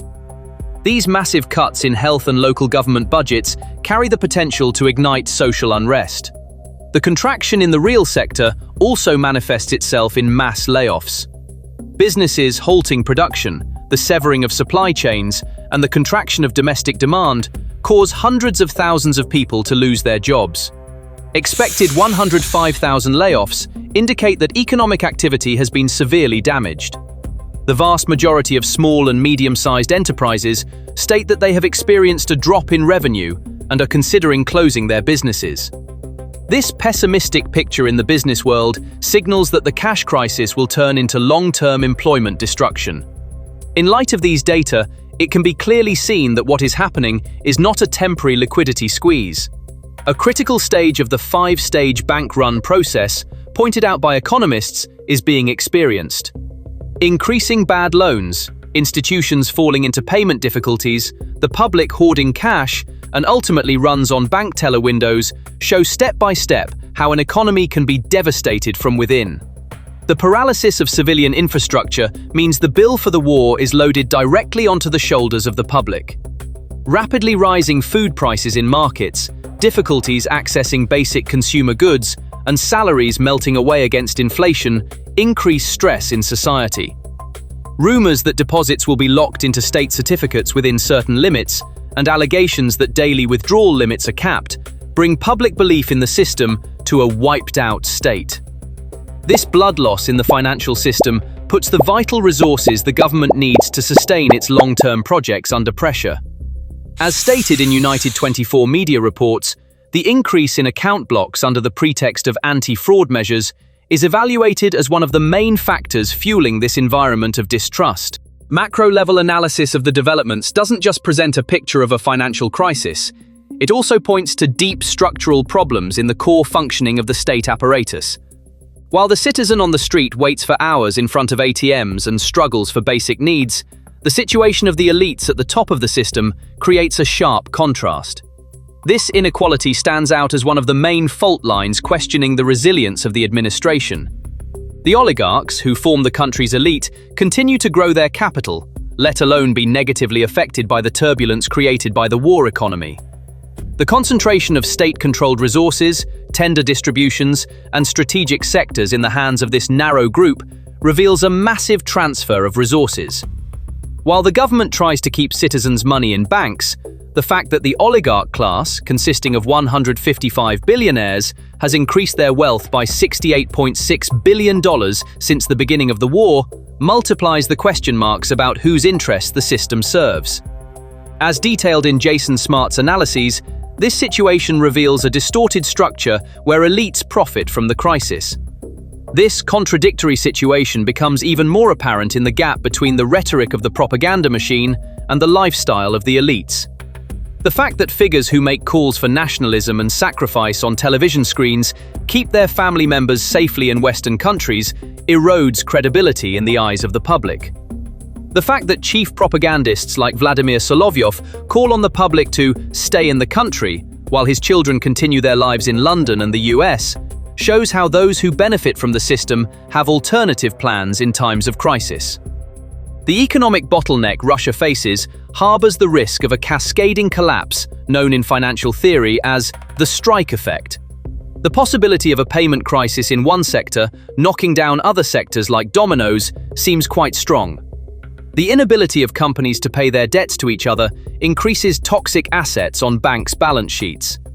This chain reaction, combined with the drop in foreign trade revenues, drags the state into a strategic dilemma. This cascading bank failure scenario, which a Moscow-based organization warned about previously, is no longer a theoretical danger, but is beginning to reflect in data on the ground. Massive discounts on energy exports to allied countries like China fail to provide the expected foreign exchange input to the state budget. Moscow, whose maneuvering room in the geo-economic sphere is narrowing, is at a critical decision threshold for paying its bills. When realistic scenarios are examined, two main paths appear before them. The first is to run the printing presses and print more rubles. This scenario could trigger an inflation spiral that would rapidly melt the purchasing power of money. The second option is to approach an actual default by struggling to meet international obligations. Both paths carry signs confirming that the economic structure has entered the strangulation phase. The dysfunction of digital control mechanisms weakens the regime's economic supervision over society. The transition to a cash economy removes citizens from the state's surveillance network, creating more flexible, untraceable areas. This uncontrollable black market and cash-oriented trade damage the state's financing model by undermining tax collection. A structure that hits its own banking system with the censorship policies it implements has turned technological asymmetry against itself. The sovereign internet shield turns into a weapon that chokes internal trade rather than stopping an attack from the outside. Moscow's strategic calculations were largely built on the resilience of the internal front. However, data from the field show that the public's limits of tolerance for economic hardship are being pushed. Successful operations by Ukraine against strategic points like the Tuapse refinery bring the effects of the war at the front directly to gas and energy prices in the domestic market. The cost of the war is no longer felt only on borderlines on maps, but in ATM queues, the inadequacy of the healthcare system, and melting purchasing power. The social consent the state expects in return for its promise of stability gives signs of collapse in the face of rising prices and locked banking apps. This situation proves that modern conflicts are not won or lost only in trenches, and that the collapse of logistical and financial infrastructure can bring wide-ranging military targets to a halted position. The rapid depletion of resources within the country and the shaking of public trust in the financial system represent an internal crisis process that is much more corrosive than physical pressure from the outside. The casualties Russian soldiers suffer against drones at the front and the economic struggle the civilian population wages against banks mean a two-sided war of attrition for the Kremlin. The sovereign internet fortress, considered unshakable by the Putin administration, has been wounded by the censorship boomerang it threw itself. What happened was not an ordinary technical glitch, but a structural fracture triggered by extreme ambition for control. The crowds waiting helplessly in front of ATMs bore witness to the economic trust contract between the state and the people being put to a severe test. While the administration paralyzed its own financial infrastructure with the ambition to cut off the flow of information, the public took refuge in physical cash as a safe haven. As oligarchic elites looked for ways to protect their wealth, the citizen on the street was left alone with a deepening environment of chaos. This digital suicide strains the financial arteries feeding the Kremlin's war machine from the inside. The enemy is not only beyond the borders, it can be hidden in the system's own codes, in the mistrust it creates itself, and in the fading faith of its citizens. Good morning in Crimea. Our people are unbreakable. Ready? Bam! Fuck! What is this? Russia is being shaken by a fuel crisis. From Moscow to St. Petersburg, from Belgorod to Kamchatka, 14 regions are going through a gasoline and logistics paralysis. Putin tried to stop it. He banned gasoline exports, halted jet fuel exports, increased imports from Belarus. But none of it was enough. The queues are 1 kilometer long. I don't see either a start or an end. Now, independent gas stations have shut their doors, unable to find stock. Millions of Russian drivers have started queuing in front of gas stations. The crisis had first appeared in occupied Ukrainian territories and Crimea. Starting from the beginning of May, fuel sales were suspended in Sevastopol, a coupon system was introduced on the peninsula, and a 20-litre per driver quota began to be applied in Luhansk. But at that point, nobody on the Russian mainland thought it would reach them. It was seen as Crimea's logistics problem. In the last week of May, this perception collapsed. Restrictions first spread to Belgorod and Kursk, then to Moscow and St. Petersburg, and a remote region problem suddenly turned into a capital city problem. Listen, the situation is just a complete cluster. There is no gasoline anywhere in Crimea. In Sevastopol, they officially announced that we need to switch to buses. And this wave started with an unfamiliar scene for Moscow drivers in the first week of June 2026. Signs were posted at K stations in Moscow's Troitsk district starting May 30th. Gasoline, 60 litres, diesel, 100 litres, until further notice. This was an application Moscow encountered for the first time throughout the war. The company spokesperson told Meduza, "It's not just us, it's sector-wide," but did not disclose the reason. Then the general fueler chain imposed a 20-litre per driver limit at its 23 stations in Moscow, Tver, and Yaroslavl. According to the Moscow Times, Lukoil started restricting gasoline to 100 litres, while Gazprom launched restrictions in the 100 to 150-litre range for both gasoline and diesel. Novaya Gazeta Europe confirmed all these companies' decisions. K cited current market conditions. Gazprom and Lukoil stated network-wide. General Fueler's 20-litre limit is particularly notable, because this figure is at the same level as quotas in the border regions of Kursk and Belgorod. The application of the same limit at a station in the capital, as in a province 500 kilometers from Ukraine's border, may indicate that the crisis's geographical hierarchy has collapsed, and prices are also rising. According to Kommersant, wholesale fuel prices in Moscow have risen more than 20% since January. Retail prices have exceeded inflation, according to Rosstat data. Independent stations, as large companies prioritize their own networks, have become unable to acquire stock from the wholesale market. According to Meduza's May 22nd report, small station owners summarize the situation in one sentence: no fuel, none at all. This picture is directly affecting the daily lives of Moscow drivers. Queuing multiple times has become mandatory. Some drivers are visiting separate stations morning and evening to meet their daily fuel needs. Logistics firms have been forced to recalculate delivery costs, which has reflected in retail prices. Moscow, a metropolis of approximately 20 million, now has to adjust its daily routines according to fuel quotas. The picture on the Moscow-Kazan M12 highway is also tense. Drivers have increased their habit of carrying spare canisters, which raised safety concerns. And this picture is not new for Russia. In October 2025, during the first major wave of refinery strikes, a similar chaos had occurred on the critical M2 highway. Truckers had changed routes, unable to find fuel, delivery chains had broken, and retail prices had climbed.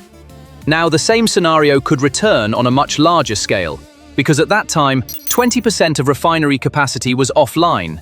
Now it's 40%. Moscow is Russia's logistics center, the node of the highway and railway network extending to every corner of the country. In this metropolis of approximately 20 million, including the oblast, fuel restrictions affect not just drivers, but every truck, every delivery, every supply chain passing through this city. If truck fleets cannot find fuel in Moscow, Russia's internal logistics network could begin to unravel, and this domino effect could hit everything from food prices to industrial production. The crisis has not yet reached this threshold, but every new restriction brings it one step closer. And the crisis also reached Russia's second-largest city, Putin's birthplace. And its timing is deeply ironic. St. Petersburg that very week was hosting the SPIF Forum, the event where Putin showcases his energy superpower image to the world.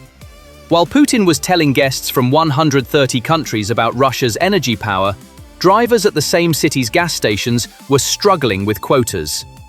According to Fontanka's June 3rd report, a 50-litre per receipt limit is being applied at the Kirishi Autoservice network. Some Rosneft stations are limiting customers to 95 litres, roughly the full tank of a large SUV. The purpose of this limit is to prevent those filling canisters alongside their tank fill-up. A facility manager told Fontanka, "The situation is hardest with AI-95, meaning high-octane gasoline is nearly unavailable." And this logistics fragility shows a much larger risk.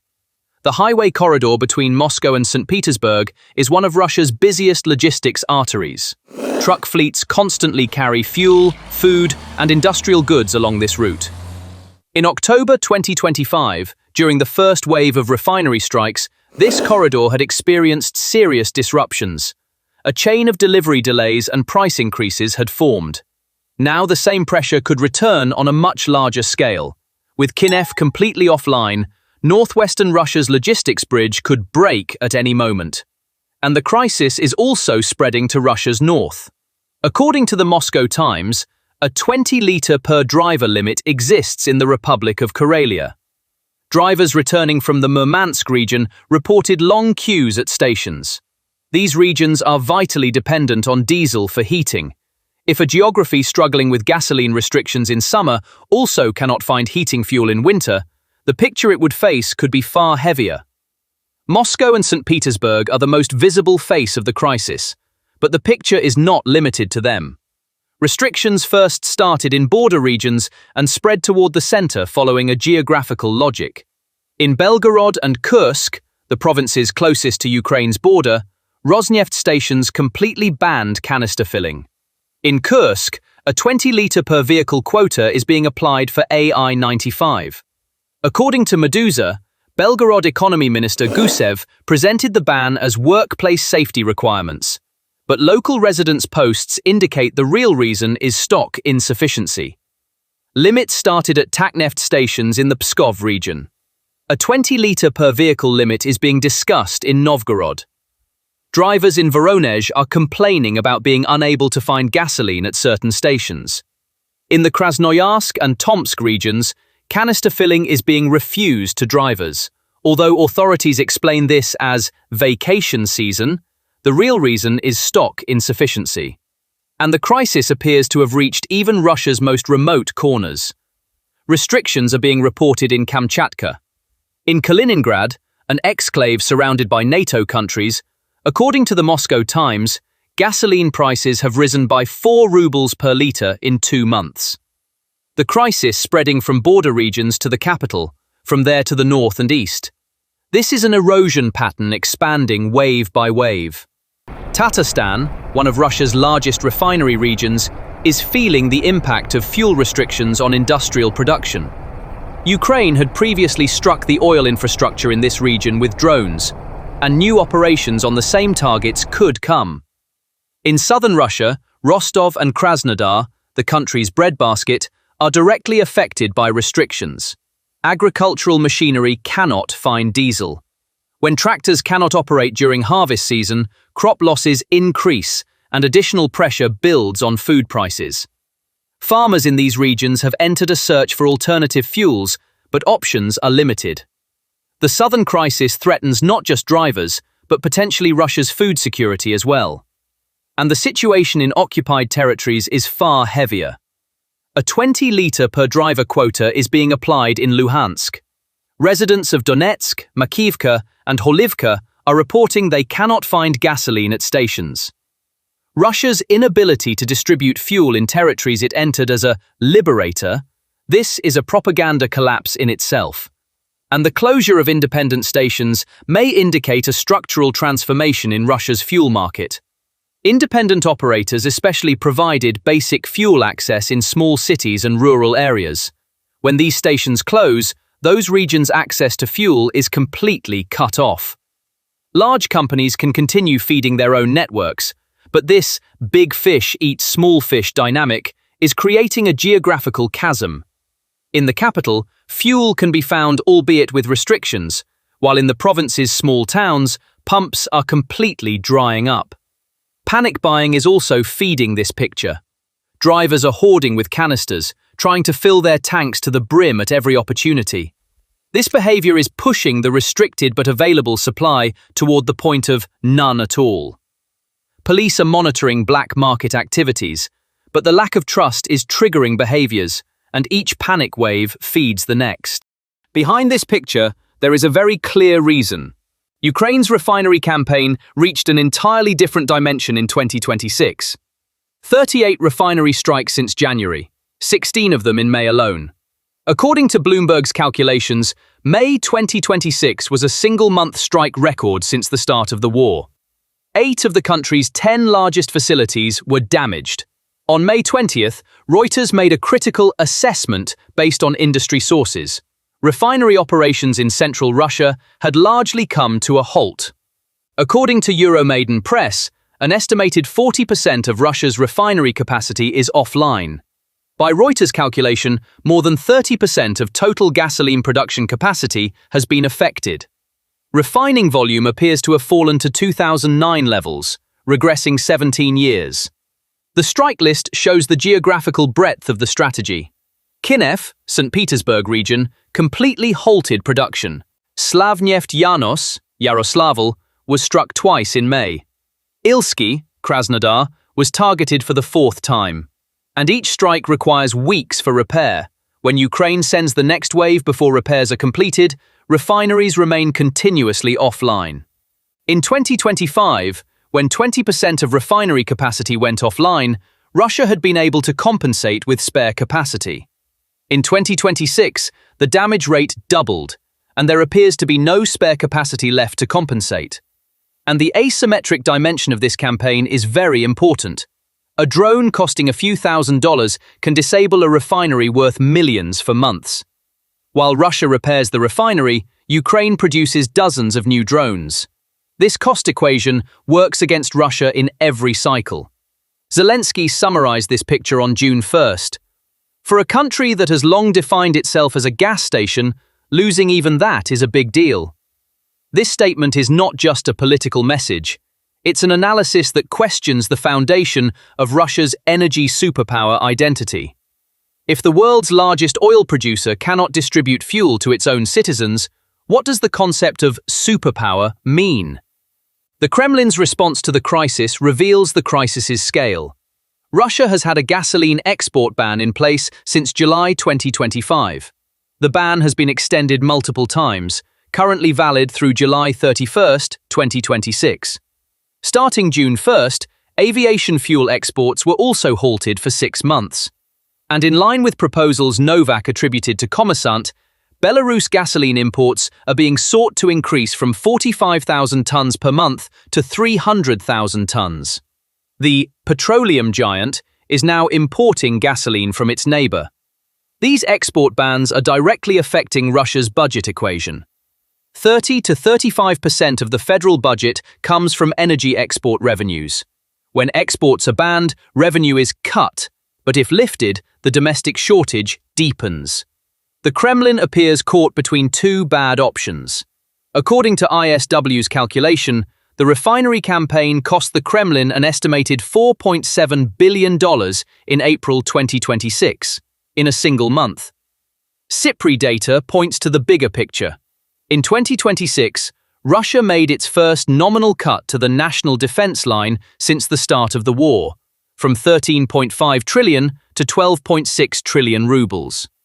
When inflation is included, the real cut is even larger. Fuel crisis plus export revenue loss plus budget cuts. This equation may be questioning the war's sustainability. And Deputy Prime Minister Novak described the decline in refinery capacity as unplanned maintenance at the SPIF Forum, Putin's own showcase. This euphemism is perhaps the indicator of the Kremlin's weakest moment. They are forced to be unable to name drone strikes at their own forum. The gap between propaganda and reality appears even clearer than the signs at gas stations.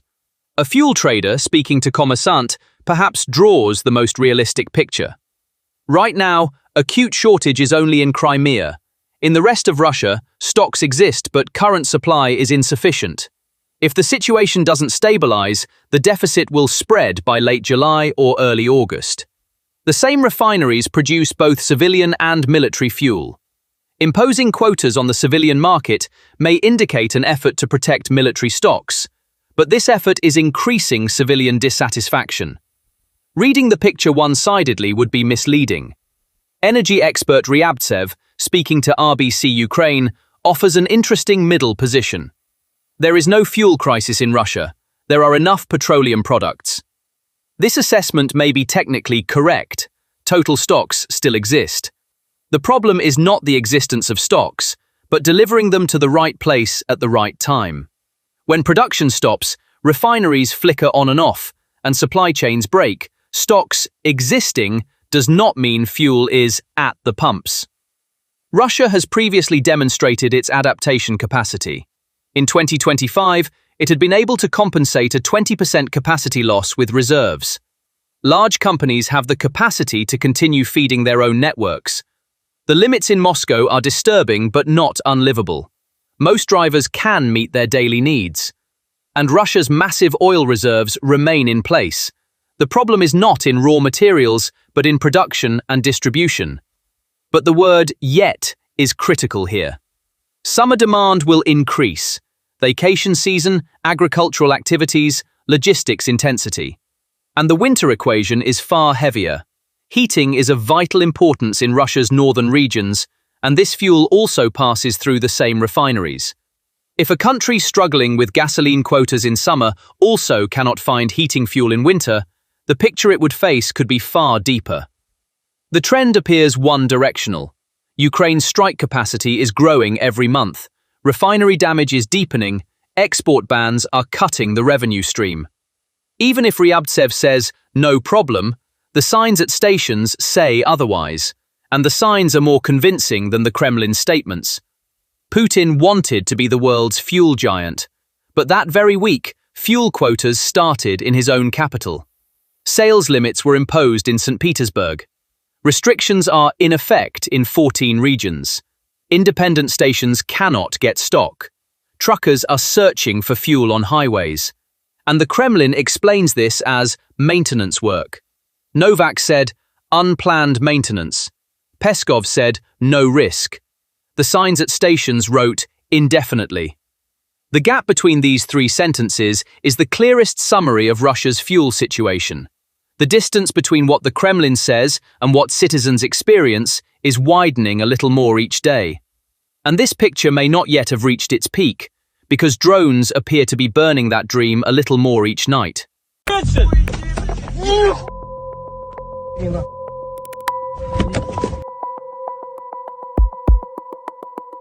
A ferocious riot has broken out on the streets of Russia.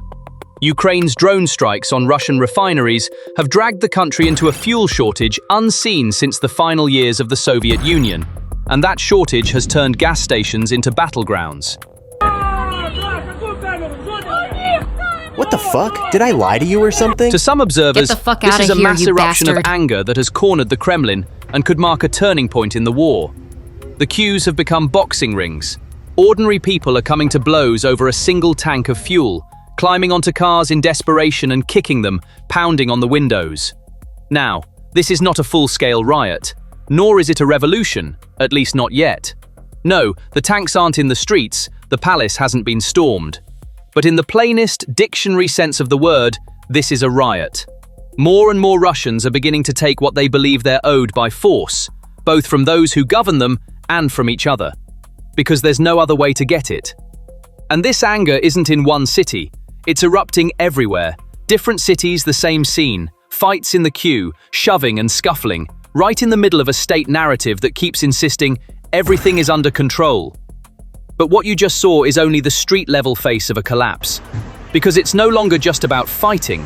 The tanks of parked cars are being drilled and siphoned, fuel trucks are being stopped on the road, and in some places a tanker is being taken hostage. We'll see each of these in a moment, but the picture already emerging is this. All of Russian society is beginning to unravel. Where this anger could lead is written in Russia's own history. Because in 1917, what tore the Russian people away from the regime wasn't only military defeat at the front. Hunger, a transport crisis, misrule, and the collapse of faith in state authority all converged at the same point. Today, technology makes that same process visible far faster. And when people are cornered into a place where they can only get what they need by force, this usually doesn't slow down. Absent a major state intervention, it only accelerates. This is creating a deep desperation in Russia, and that desperation, as people erupt in anger, is expressed in very concrete forms. But note, for now, this anger is not aimed at Vladimir Putin. It's aimed at the nearest target, the local authorities, the next driver in line. Today we'll talk about how an empire whose soil boils with oil has cornered its own people, and why this crack keeps widening on its own. But before we unpack why the crisis feeds itself and where winter could take Russia, a small favor. Independent war and economy analysis like this has lately been suppressed by the algorithm, and the video doesn't reach many of the people who'd want it. Subscribing, liking, and leaving even a single word in the comments directly helps us break through that. Now let's get back to the head of the queue. Let's start with the scale of the crisis, because most people can't imagine how bad it is. Restrictions have now spread to almost the entire country. 78 of 83 regions have gone to rationing. Only 5 remain untouched. And by the Financial Times analysis, this crisis is directly hitting 50 million people, roughly a third of the population. To put it in the language of numbers, this means a colossal mass of 50 to 70 million people, nearly half the country's population, left alone with fuel shortages, queues, and mounting anger. And how deep a collapse this figure describes, you only need to hear from a Russian's own mouth. A man who set out to see for himself whether the crisis had really hit the country freezes at what he finds. All the oil refineries are destroyed. And how long will it take for them to be restored? For them to resume their work? Oil refining in general. For them to get this gasoline and diesel fuel? How long it will take is unknown. So, terrible times like these lie ahead for us. It has a counterpart in city after city on the map. In Putin's own hometown of St. Petersburg, fuel depots at the port are ablaze, while right beside them, the gasoline queue stretches for kilometers. A scene almost symbolic of the crisis. And this is no ordinary province. Moscow and St. Petersburg alone hold nearly a quarter of the country's population, Russia's 2 most privileged and most sheltered metropolises. The Kremlin's ability, for 4 years, to make the war look like something happening far away to someone else depended precisely on protecting this shop window. Now the glass of that window is cracking. The form of the rationing varies by place too. In some regions, odd even days by license plate. In others, a limited number of liters per vehicle. In Belgorod, acting Governor Shuvayev announced he was lowering the purchase cap to 30 liters and warned openly, "This is only the beginning." In the southern towns of Kaliningrad, fuel tankers haven't been able to get through for a week and a half. Even the buses have ground to a halt, and diesel has climbed to 159 rubles a litre. Kaliningrad too is no ordinary region, an exclave surrounded by NATO countries and cut off from the Russian mainland, Moscow's forward outpost on the Baltic. For a place this strategic to run dry, shows the crisis touches not only the economy, but a security question as well. Analyst McGlynn's line sums up the picture. For 4 years, Russians in big cities could treat this war as something that happens to someone else. The gasoline queue ended that. And this desperation is spilling out in ugly forms. In Crimea, the situation is harshest. From June 21st, all sales to individuals and businesses were halted. According to regional leader Kasyanov, fuel was reserved only for state services that keep the republic running and secure. In practice, this means gasoline is cut off from civilians and reserved for the army, the municipality, and those close to power. On June 26th, a state of emergency was declared, coupons were suspended, the tourist season was pushed to September, and a 100-litre per vehicle limit was imposed on crossing the Kerch Bridge. A shared line from a Crimea resident sums up the siege. No ferry, no bridge, no fuel, no bus, no plane, no train, and Moscow is silent. Crimea being hit this hard is no coincidence either. An annexed symbol, the base of the Black Sea Fleet, one of Moscow's most sensitive spots. For the civilian life of such a strategic place to effectively stop multiplies the political weight of the crisis. And those left without fuel aren't meeting this with passive resignation. The logic of the anger can be summed up in a single sentence. If I can't have it, neither can you. This desperation is fraying people's nerves too. In Stavropol, a driver whose tank has run completely dry screams, driven half mad, "I'm running on fumes just to find this damn gasoline." And the fighting isn't aimed only upward at the elites. It's aimed at the person waiting right alongside them. Footage of drivers slashing tires, smashing windows, and going at each other in the queues is growing more frequent. The anger looks for an outlet and most often finds the nearest human being. And this isn't an isolated outburst, but a pattern. According to RFE/RL, videos showing fights breaking out in hours-long queues are being shared one after another on social media. Different cities, the same scene. Even after weeks pass, the picture doesn't change. The brawl in the queue has become the crisis's new normal. And when desperation crosses a threshold, people no longer just wait in line. They start to hunt. The first new profession the crisis spawned was fuel piracy. Those who drill into parked cars' tanks and siphon out the fuel resell it on the black market at many times the price. It spread so widely that in the hardest-hit regions, leaving a car unattended now means risking finding its tank drained. But it didn't stop at parked cars. The hopelessness of finding fuel drove drivers straight after the source. The moment some spot a fuel tanker, they latch on and follow it all the way to the station. And this fuel hunt has grown steadily more aggressive. When following isn't enough, footage on social media claims desperate crowds are stopping trucks on the road and hijacking them. At the far extreme is an almost unthinkable scene. Drivers in Novorossiysk, unable to fill their tanks for a week, effectively took a fuel tanker hostage. A city taking a fuel truck hostage reads less like a crime report now than a bulletin of collapse. Even the queue itself has turned into a marketplace for fraud. In reported cases, some pose as police officers to jump the line, while others sell their spot in the queue for money. According to relayed accounts, all of this has spread across at least 80 regions of Russia and Crimea, and these scenes share a single meaning. Scarcity is draining not only tanks, but the unwritten rules that hold people together. When a society begins to see its neighbor's tank as prey, what's unraveling is no longer merely the fuel supply. Another response to the crisis is perhaps the most Russian of all.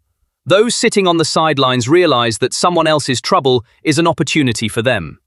According to NPR and AP, some speculators in Crimea are selling fuel at twice the market price. The methods are simple.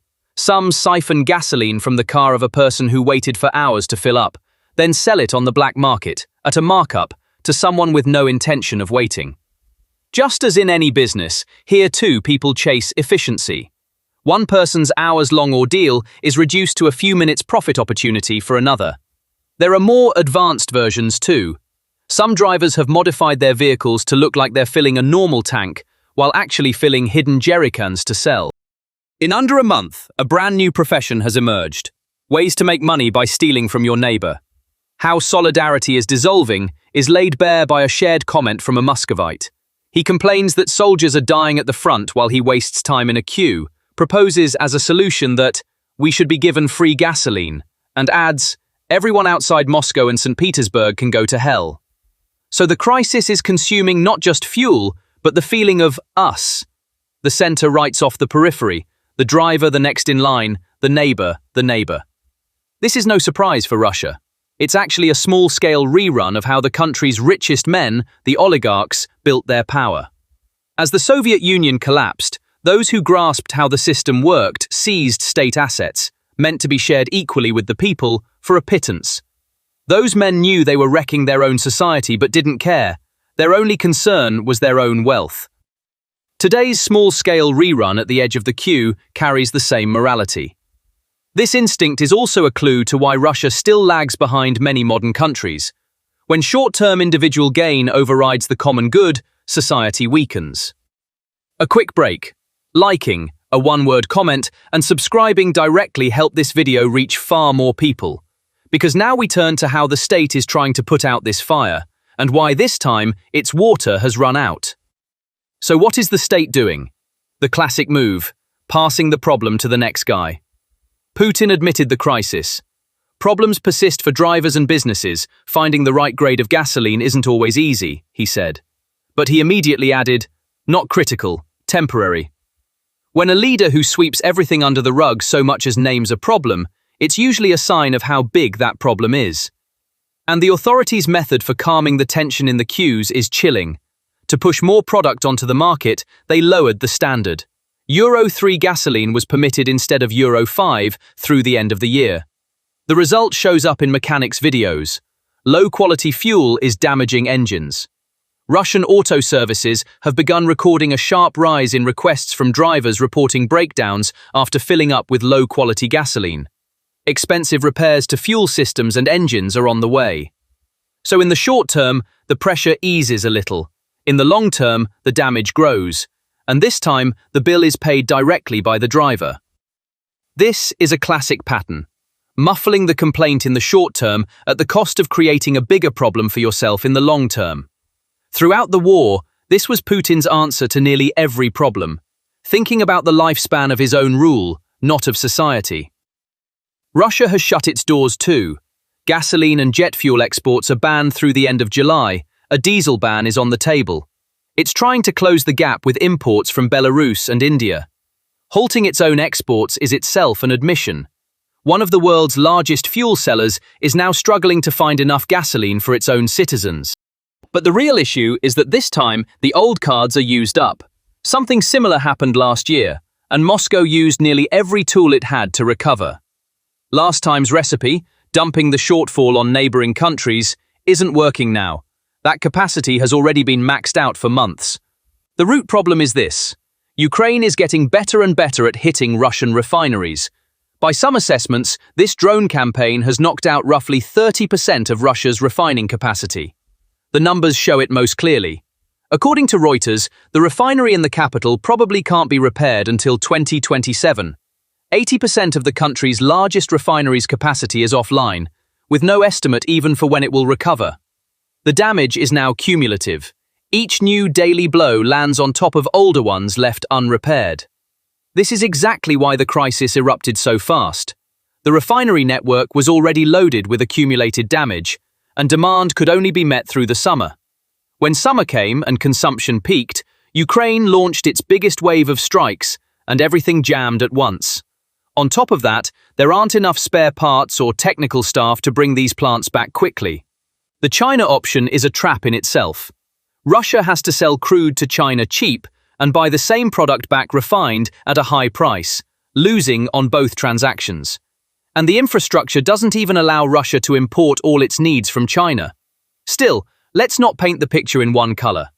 By the industry expectation Reuters reports, supply may ease somewhat toward the end of July. And the real bad news is hidden in winter. Because the crisis is biting its own tail. Scarcity leads to chaos, chaos to more scarcity. Every small act of desperation degrades supply a little more, and degraded supply breeds new desperation. By this video's core thesis, this is a trap. It doesn't fix itself, and the state's resources are limited too. Beneath this lies something deeper, the dissolving of the invisible glue that holds a society together. Modern societies hold us together less through written laws than through unwritten rules. Trust in the next person in line, the expectation that everyone will go to their job. When those rules erode, so does trust. An every man for himself mood spreads. Modern life rests on invisible systems most of us can't even name, and these systems are so interdependent that when one falters, the effect quickly spills to the others. At this point, one has to understand a quiet bargain unique to Russia. In the post-Soviet era, there was an unwritten agreement between society and the state. The people largely gave up political freedoms. In return, the state guaranteed stability, order, and the uninterrupted flow of basic necessities. It was a, "you don't meddle with us, and we'll provide your welfare" deal. But when one of the world's largest oil producers becomes unable to give its own citizens gasoline, it has broken its half of that bargain. This is where the real seed of the revolt lies. Today, the anger flows horizontally. Driver at the next driver, citizen at the local governor. But history shows this anger can turn vertical at a threshold. That is, it can shift its target from a local official straight to the top of power. That threshold is the moment people say, "This isn't a temporary hiccup, the system itself is collapsing." And once that sentence spreads, it's almost impossible to take back. Russia's own past is full of this lesson. In both 1917 and 1991, what toppled the regimes wasn't only armies or ideologies, it was the state becoming unable to provide the simplest things: bread, heating, transport. Empires often begin to unravel, not with a heroic moment in the squares, but with an empty shelf in a store, with gasoline running out at a station. Because people trust not a state's power, but its function. And when that function stops, fear slowly gives way to anger. That's why the real breaking point is not the price at the pump or the length of the queue. The real breaking point is that quiet social contract cracking, for the first time, in front of such a vast audience. And once trust is shaken, it is the hardest, most expensive thing for a state to rebuild. The classic question of post-apocalyptic stories comes true here as well. What happens when a society is left desperate?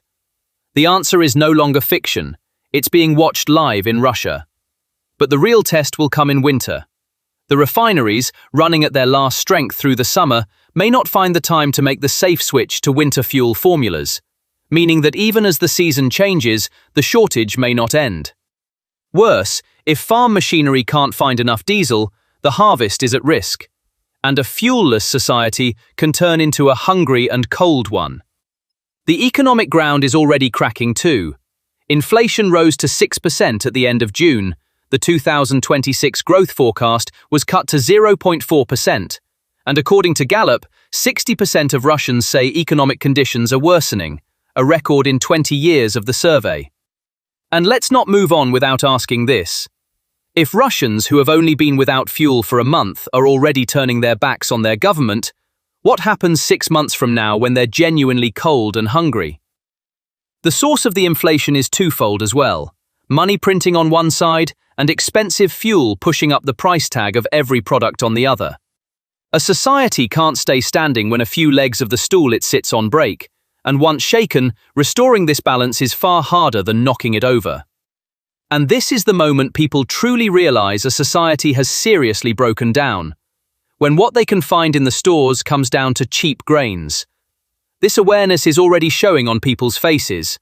In footage shared from Stavropol, a woman says that even though they live in the 21st century, they can neither keep their businesses running nor put gasoline in their cars. The disbelief in her voice more striking than the anger. Experts don't expect a famine, but reaching products like eggs or fresh vegetables at all times, at any price, could become harder. Besides, these economic troubles were there before the crisis too. The fuel shortage isn't creating them, it's magnifying all of them at once. The Russian economy was already on a knife's edge on many fronts, and fuel is sharpening that knife a little more. Even from within the elite there are cracks. Sberbank's boss Gref said there's no longer anyone in the country whose primary concern isn't for the military hostilities to end as soon as possible. So how seriously should we take this whole picture? Here, honesty is essential. Carnegie's Sergei Vakulenko issues an important caveat. The scope of the current shortage is still smaller than the crisis at the end of 2025. Set aside the severe situation in Crimea, and the picture isn't all that bad, he says. And he sums up what's driving the direction of the crisis in a single sentence. The amount of gasoline in Russia is actually the result of a race between Ukraine's drones and Russia's repair crews. The meaning of that race is simple. As Ukraine hits new refineries, the shortage deepens, and as Russian crews repair them, it eases. So the crisis keeps swinging between the next drone wave and the next repair, neither fully collapsing nor fully recovering. It's possible the picture gets worse than we can imagine, and also possible there's an unexpected recovery. The same honesty applies to the word riot. What's happening today is not a revolution, and the anger hasn't yet reached Putin. Moreover, for years many have said, Russians are docile, they won't rise up no matter what. Yet Russia, in the last century alone, showed the opposite several times. So it would also be wrong to dismiss this discontent entirely.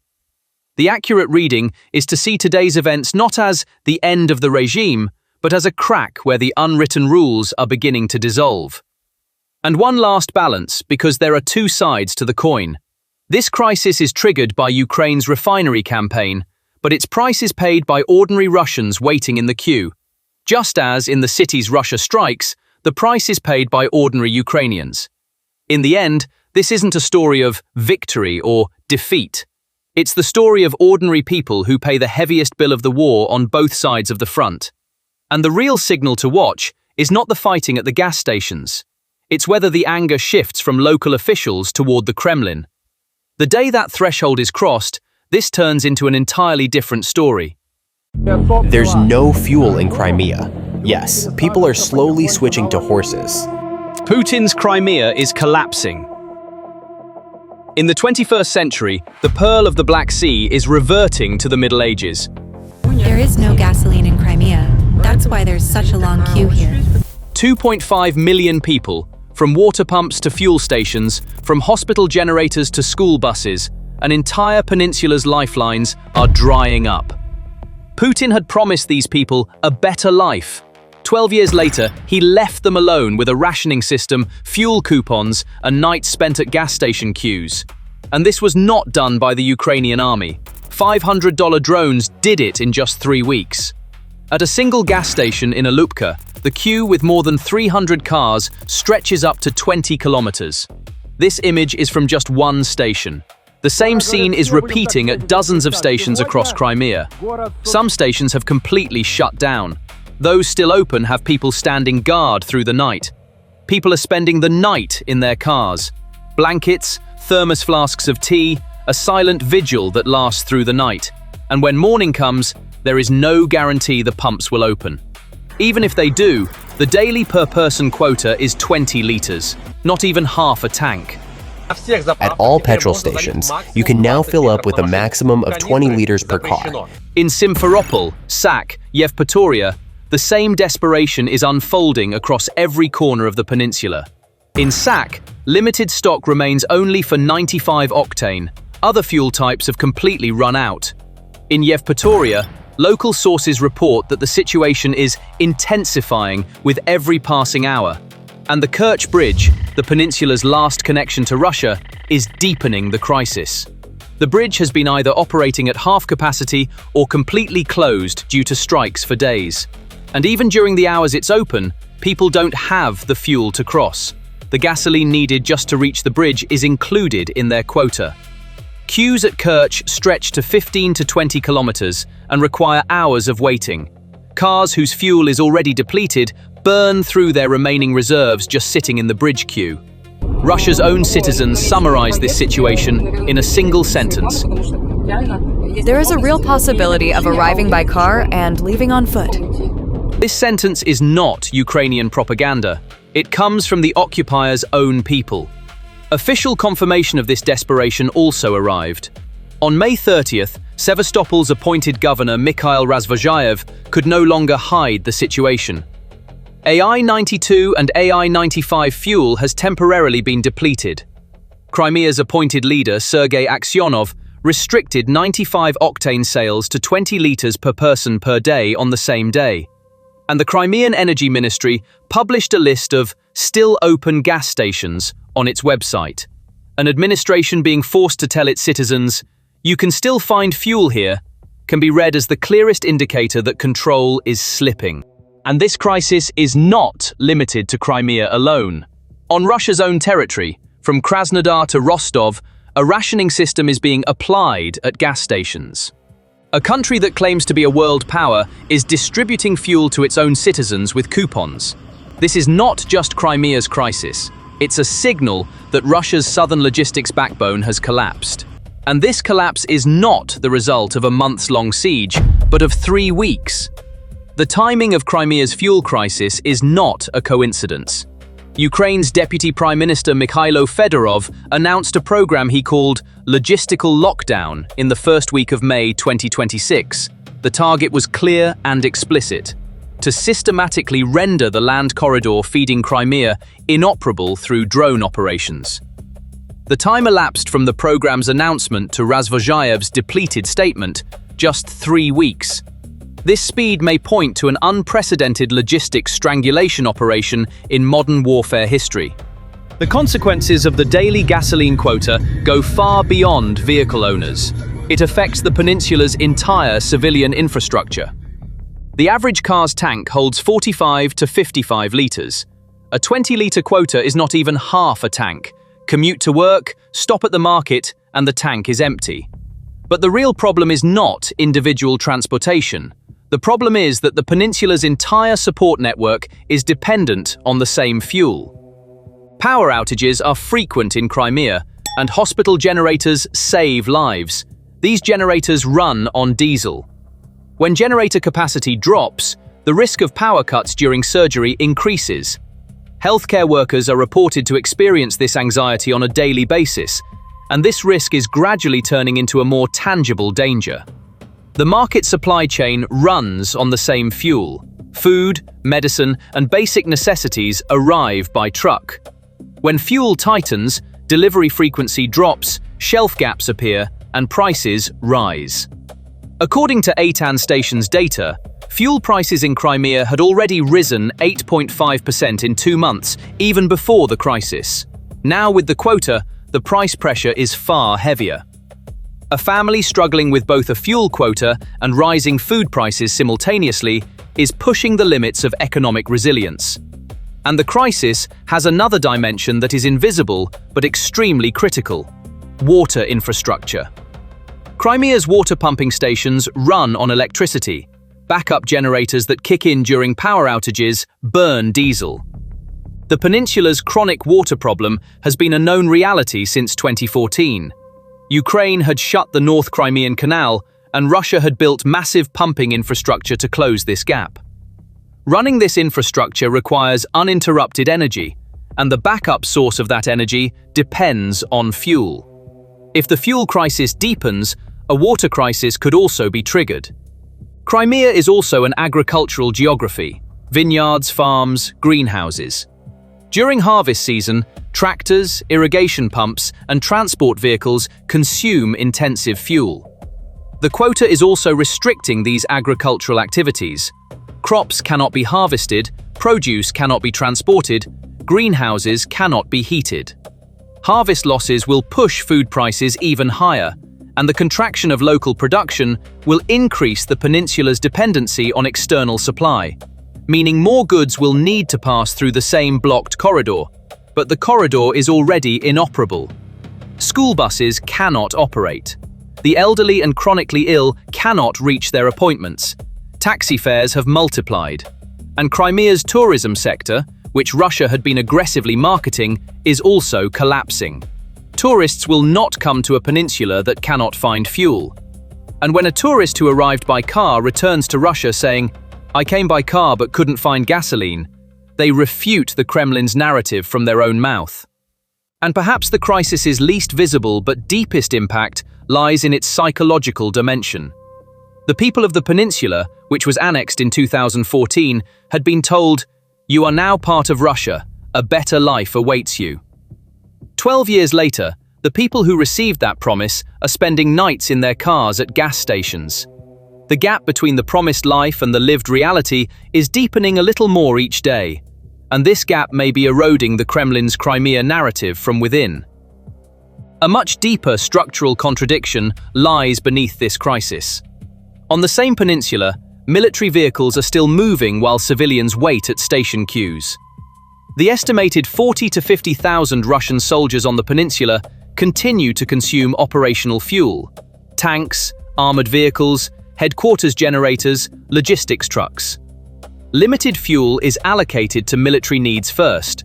What's left for civilians is shrinking. This dynamic has been observed in other geographies as well. Iran offers the best-known example of this formula. Revolutionary Guards vehicles get fuel priority, while the civilian population struggles with quotas and queues. The perception of "their tanks are full while we wait in line" had created one of the deepest social grievances against the regime in Iran, and this perception had at times turned into street protests. A similar perception appears to be forming in Crimea. It's only a matter of time before a Crimean citizen starts thinking, "I'm spending the night in my car while their tanks are full." And history shows that when this threshold is crossed, even the most solid regimes tremble. And here a deeper concept enters the equation: the social contract. Authoritarian regimes operate on a tacit agreement with their citizens. You give political obedience, I will provide economic stability. Putin's version in Crimea was exactly this. You are now part of Russia, a safe and prosperous life awaits you. For this contract to hold, the regime needs to meet basic needs. The fuel quota may represent the point where this contract is most visibly violated. The Iranian experience shows that when the public's daily quality of life falls below a certain threshold, the obedience in exchange for stability formula stops working. In our previous video, we analyzed the military collapse in Crimea, evacuations by government aircraft, air defense systems struck on the road, headquarters targeted by Storm Shadow. In this video, we're examining the civilian reflection of that military picture. And the civilian dimension may be carrying even more devastating consequences than the military one. Because military casualties can be hidden in the propaganda machine for some time. But 20-kilometer queues cannot be hidden. People spending nights in their cars cannot be hidden. The governor's official statement cannot be hidden. And the shadow of the 1991 Soviet collapse carries a separate weight in this equation. Bread with coupons, sugar with coupons, gasoline with coupons. The collective trauma of the Soviet era. The older generation in Crimea is a living witness to that trauma. The daily fuel quota and coupon system evokes that era. The fear of "the state will starve us again" is the deepest reflex of post-Soviet societies, and signs that this reflex is awakening in Crimea are beginning to appear. The most critical question in this picture is this: are these events a temporary difficulty or the new normal? When Razvozhayev said temporarily depleted, that word temporarily contained a promise. But it's necessary to look behind this promise, because the condition of Crimea's supply arteries contradicts that promise. There are 4 main arteries for delivering fuel to the peninsula, and all 4 appear to be under pressure. The Kerch Bridge has lost its heavy vehicle capacity. On May 22nd to 23rd, the bridge was closed to traffic for more than 12 hours, and these closures are increasing in frequency. The land corridor has turned into a drone trap. Drivers are not voluntarily venturing onto that route. The sea line has been weakened by the Black Sea Fleet's withdrawal to Novorossiysk. Ferry capacity is extremely limited. And most of the Feodosia terminal storage capacity has been knocked out. So all 4 of 4 arteries have either narrowed or are under pressure, and Ukraine is increasing this pressure a little more each week. The demand by Rybar, which we conveyed in our previous video, for a protective net over the 450-kilometer corridor is the most concrete expression of this desperation, a proposal that is nearly impossible to implement technically. And Russia's own sources are also sounding the alarm. Military bloggers close to the Kremlin are calling for urgent fortification around main routes, warning of catastrophic consequences by autumn. The word autumn here is very important, because behind autumn lies winter. The current crisis is largely limited to vehicle fuel, but when winter arrives, heating fuel will enter the equation. A significant portion of housing in Crimea operates not on central heating, but on individual systems: gas, diesel, coal. All of these fuels pass through the same arteries under pressure. Families left in homes without fuel, hospitals facing freezing risk, schools unable to operate, but if supply arteries do not materialize. For Spur is not opened into, winter could turn into a humanitarian crisis threshold for Crimea. And the Kerch Bridge's condition is making this equation even more complicated. The bridge is theoretically still the peninsula's last connection, but with each closure, this connection weakens a little more. And it is known that Ukraine has built the capacity to take the bridge completely out of service. The question is being assessed not as can they, but as when will they? If the bridge goes completely out of service, Crimea effectively becomes an island. Mathematics operates independently of emotional preferences, and the mathematics in Crimea are turning a little more against the peninsula each passing week. Reading the picture one-sidedly would be misleading. Russia has demonstrated its adaptation capacity multiple times in this war, and adaptation efforts in Crimea continue. Night convoys are moving with electronic warfare support. Instead of large tanker convoys, fragmented delivery with small vehicle groups is being tried. The smaller the target, the harder it is to hit. The Kerch Bridge's railway line, limited as it is still operating. A minimal level of fuel is flowing. Some sources report that alternative resupply via sea ferries from Krasnodar is being attempted. Capacity is very limited, but not completely zero. The scale of the crisis has also not yet reached a humanitarian catastrophe threshold. The quota is in place, but it's not zero. Limited, but some fuel is still flowing. Some stations have closed, but not all. Hospitals are under strain, but operating. Kasyanov's quota decision can also be read as a strategic choice to spread existing stocks over a longer period. Putin abandoning Crimea is politically out of the question. The 2014 annexation is the foundation of the regime's founding narrative. Losing the peninsula would mean not just a military, but a political collapse. This reality points to Russia continuing to invest in Crimea to its last resource, and this determination should not be underestimated. But the word "yet" is critical in this equation. The trend appears to be one-directional.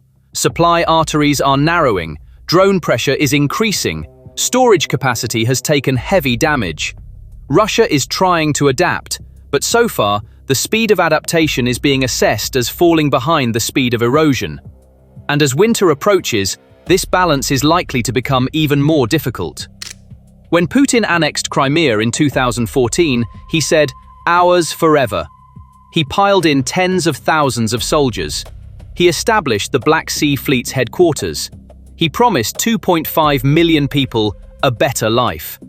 12 years later, those people are waiting in 20-kilometer queues, spending nights in their cars, listening to the governor's depleted announcement, checking the energy ministry's "where is their fuel" list, and talking among themselves about enter by car, leave on foot. Fedorov's logistical lockdown program took not months but 3 weeks to reach this outcome. And as supply arteries narrow and winter approaches, this equation continues to grow heavier against Crimea. The gap between what the occupation promised and what it delivered is visible in Crimea's gas stations, in people spending nights in their cars, and in official, depleted announcements. Putin had said, "forever." The fuel in Crimea couldn't even last that long. And the water is running out. To pump water for us, a diesel station also stands idle. No diesel, we will not pump water. Today is already the second week since they have been sitting without electricity and water. Cities across Crimea are pleading with the occupation authorities. 7 days without electricity, without water, and the generators have stopped turning too because there's no fuel left to run them. This is Yevpatoria. Such things are hanging everywhere. And this isn't just a power outage. It's the result of a siege. Ukraine has cut, one by one, the arteries that feed Crimea, and life on the peninsula has effectively stopped. There are absolutely no people here. It feels so unusual. The new embankment is completely empty. Drone strikes on cargo ships in the Sea of Azov have paralyzed one of Russia's most critical export arteries, the Azov-Don route. The fuel crisis first hit transport, then food. 35 kilometers of vehicles, all waiting to fill up. Cars, trucks, everything. While trucks sit stranded for days on the roads into Crimea, the peninsula Putin calls his crown jewel now stands on the brink of scarcity. And that's no exaggeration. Stores in Crimea are rationing, gas stations have halted sales, some cities have been without power for more than 12 days.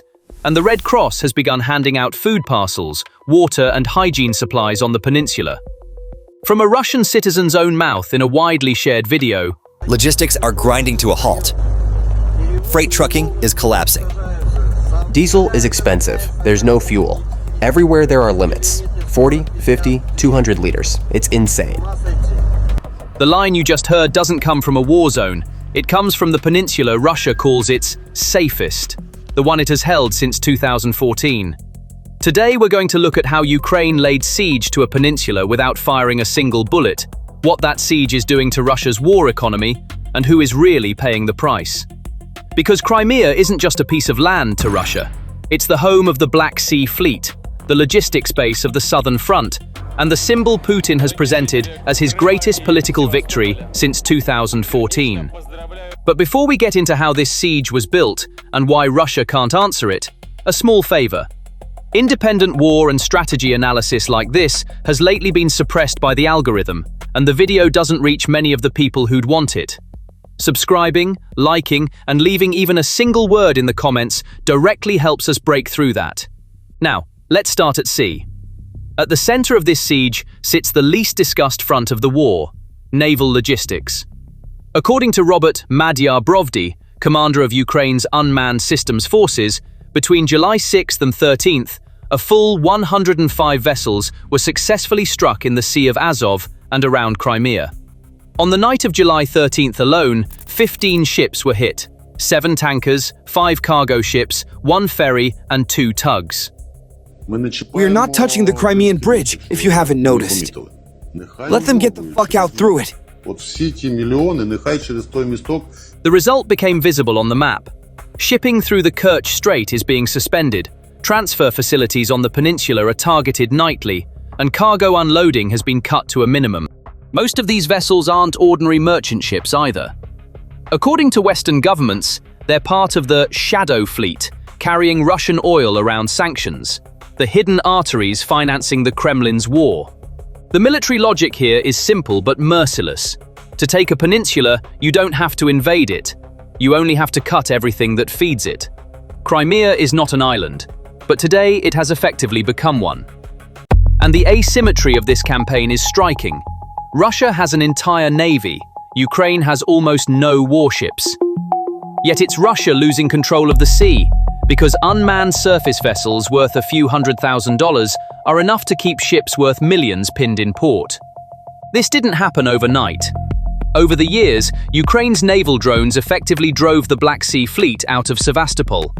Russia had to pull its most valuable ships back to Novorossiysk, which it thought was safe. So Crimea had already lost its title as the fortress of the Russian Navy. What's happening now is this.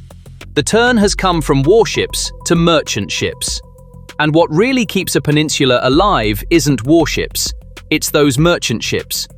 Striking the shadow fleet hits the Kremlin's treasury directly. When those tankers stop, unsold oil becomes unearned revenue, and the flow of hard currency financing the war slows down. A note: these figures are Ukraine's own statements and have not been independently verified. But the consequences on Russia's side, empty shelves, cut power, silent ports, make the campaign's impact visible on their own. Geography is helping Ukraine as well. The Sea of Azov is a closed basin. You enter it through a single door, the Kerch Strait. For Russia, having to defend one of the world's narrowest maritime choke points is a nightmare. Whoever plugs a single point can paralyze an entire sea. The first big casualty of this siege was Russia's proudest export, grain. After the strikes on cargo ships, authorities had to effectively shut down the Azov-Don route. And the timing is catastrophic. Right as the harvest is in full swing. Here's the picture. Trucks loaded with grain wait for days in queues outside closed terminals. The silos are filled to the brim, and the grain stuck inside the region has crashed local prices. What looks like good news for consumers is a disaster for producers. The farmer either sells the harvest for almost nothing or watches it rot in storage. The result? With a budget already squeezed by heavy sanctions, Russia risks losing one of the engines that generate billions of dollars in hard currency. Ukraine's strategy becomes clear here. Don't strike the front, strike the system that finances the front. And grain isn't just an ordinary crop for Russia. Being the world's largest wheat exporter was both a source of hard currency and a lever Moscow used in foreign policy. That lever is now stuck in its own port. What's more, the paralysis isn't only at the export gate, it's felt in the fields too. Without diesel, the combine doesn't run, and a combine that doesn't run can't bring in the harvest. So a ship struck at one end of the chain means at the other end, a field that never gets harvested. The fuel picture on the peninsula is beyond collapse. It's desperation. The Occupation Administration announced it had suspended all sales at gas stations, including cash, card, and coupons. Fuel now goes only to state services. After that, price took the place of queues. As of July 12th, fuel in Crimea reached 279 rubles a litre. At some stations it was reported to hit 350. In dollar terms, roughly $3.5 to $4 a litre, above even European prices. One observer summed up what that means in a bitter line. The queues are gone, but only because ordinary people were priced out. This isn't solving a crisis, it's making the crisis invisible. You can photograph a queue, you can't photograph an empty wallet. And the absence of diesel locked up the rest of the chain. Trucks can't set out, work in the fields has stopped, and even the water pumps aren't running, because they too ran on diesel. A quick break. Liking, a one-word comment, and subscribing directly help this video reach far more people. Because now we're moving to the darkest part of this siege. Crimea literally going dark. Even the name of Ukraine's operation says the intent out loud. Blackout in Crimea. According to Brovdi, in a single night, 9 electrical substations of varying capacity were struck across the occupied territories. What's more, a strategic transfer point on the energy bridge linking Kuban to Crimea was hit for the second time within 48 hours, meaning it was struck again while Russia was trying to repair it. In the same operation, an S-400 air defense launcher, a Tor missile system, and 2 radar complexes were reported destroyed. So the lights are being switched off, and the eye that guards them is being put out. The story of that energy bridge is telling. After annexing Crimea in 2014, Russia laid its own line under the Kerch Strait to cut the peninsula off from Ukraine's grid, and presented it as a symbol of independence. Today, that symbol is Crimea's only lifeline, and at the same time, its most fragile point. Because an energy system, just like the refineries, survives on a race between the speed of repair and the speed of destruction. And in this race, the side doing the striking is moving faster than the side doing the repairing. The story of water carries an even more bitter irony. After the 2014 annexation, Ukraine shut the North Crimean Canal that fed the peninsula's agriculture. When Russia reopened that canal with the full-scale invasion in 2022, it announced it as a great victory. Today, the water is gone again, but this time not because the canal is closed, because there's no electricity. The pumps don't turn, there's no diesel. Where Russia said, "We solved the water problem," the problem has come back through the power line instead. The consequences on the ground are severe. According to Crimean Tatar leader Refat Chubarov's statement on July 12th, Jankoy and its surroundings have been without power for a 7th day. Because of rising prices, many rural residents can't even get drinking water. That desperation you heard at the opening, cities that can't even turn a generator, is exactly what this operation looks like on the ground. And the clearest admission of it came from the occupation administration itself.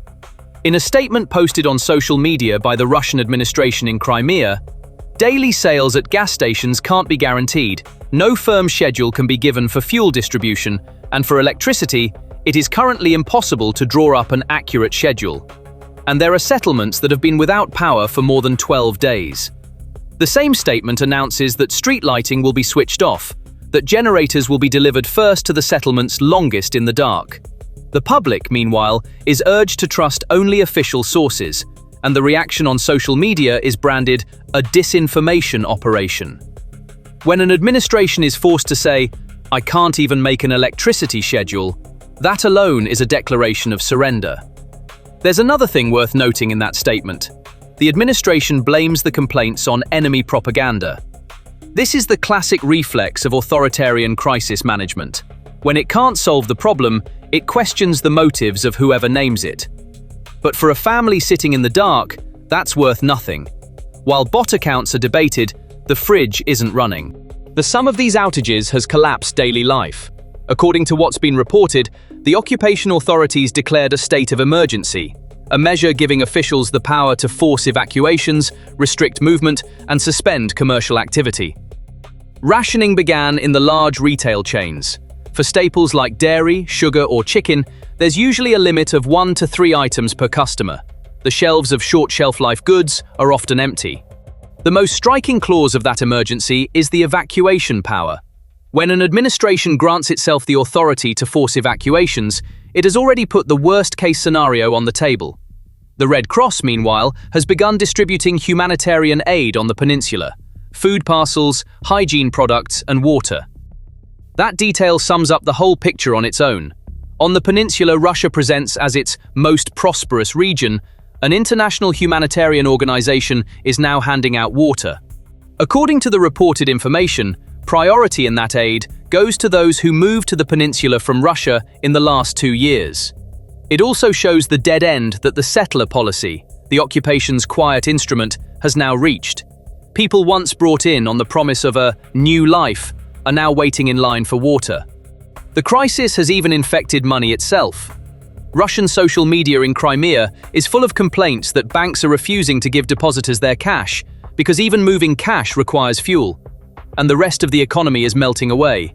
With no fuel, many sectors have stopped, layoffs have begun, companies are abandoning the peninsula. In one local resident's words, "People are leaving everything behind and abandoning their homes because everyone senses something is coming. Tourism is finished too. Bookings are being cancelled amid the uncertainty."